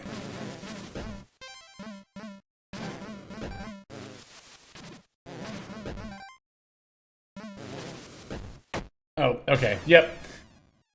Let me try that one more time. That's definitely very doable. I just have to be smarter about how I approach it. Oh, that's right. I start back here. Yeah. That was my last... That's actually fine. We were really close. Closer than I think if we started at my place. Yeah, because it's just over here. What does this do? Oh, it's an enemy. Oh, okay, that's good, that's good. Sick, okay, that's actually exactly what I wanted. Now I just need 4 more coins, I can get that ruby. We can make ourselves a wand. So I just gotta clear this room without dying, pretty much. Very doable. I have to be a little bit smarter about how I do it. Shit. Shit, I thought I hit the potion button in time! Okay, we lost 10 coins, but does the clam respawn? Because if the clam respawns, then we're... Okay, it doesn't respawn. That would have been too easy. Would would have been a little bit too easy. You know what? Let's just get it from... Yeah, let's just get it from trees. That'll be easier.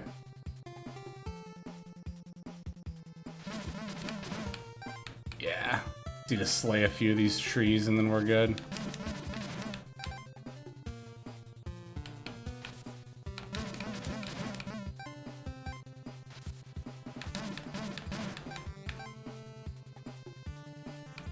Is there another one around here somewhere? Yep, there you are. Alright, there we go. Now we got 100 coins. Let's go get the ruby. And I think we can just make a wand at that point, because all it said was that you need the stone and then a wooden stave. So just wood, right? Alright.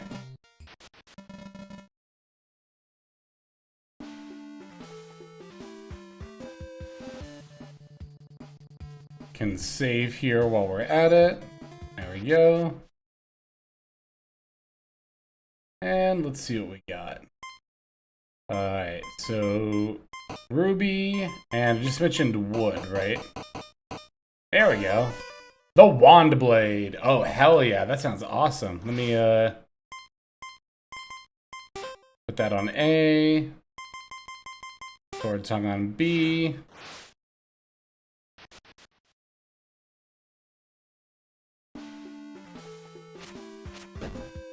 Ooh, that's cool. Now we got a projectile. Hell yeah. Alright, I like that. Shit. A little... You have to time it. Shit. Was there another way to go this way? I'm just kind of like being reckless. Okay, I didn't think so. Okay.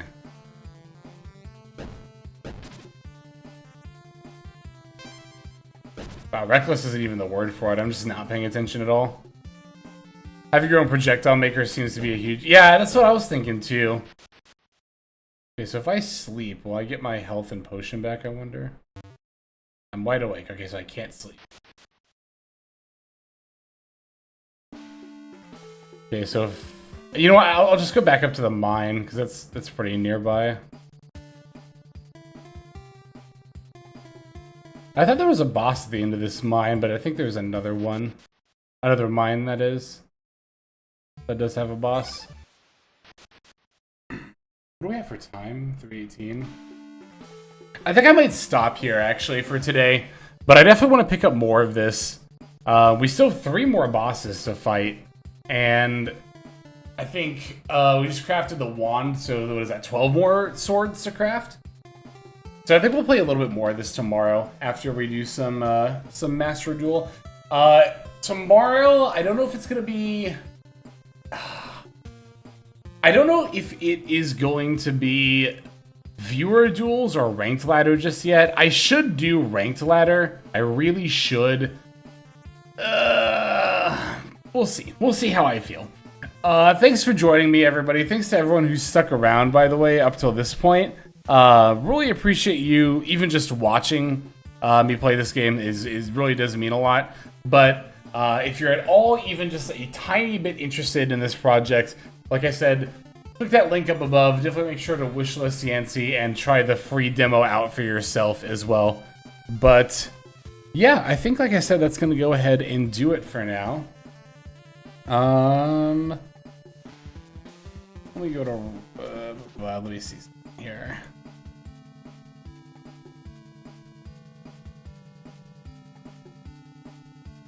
All right, Meeps is playing Shadowverse. Let's go say hello to Meeps. Give Meeps a raid. I haven't played Shadowverse myself, but yeah, thanks again everybody for coming by. Super appreciate you. We'll send you over to Meeps. Have a good time over there, and I will see you tomorrow. Take care and peace.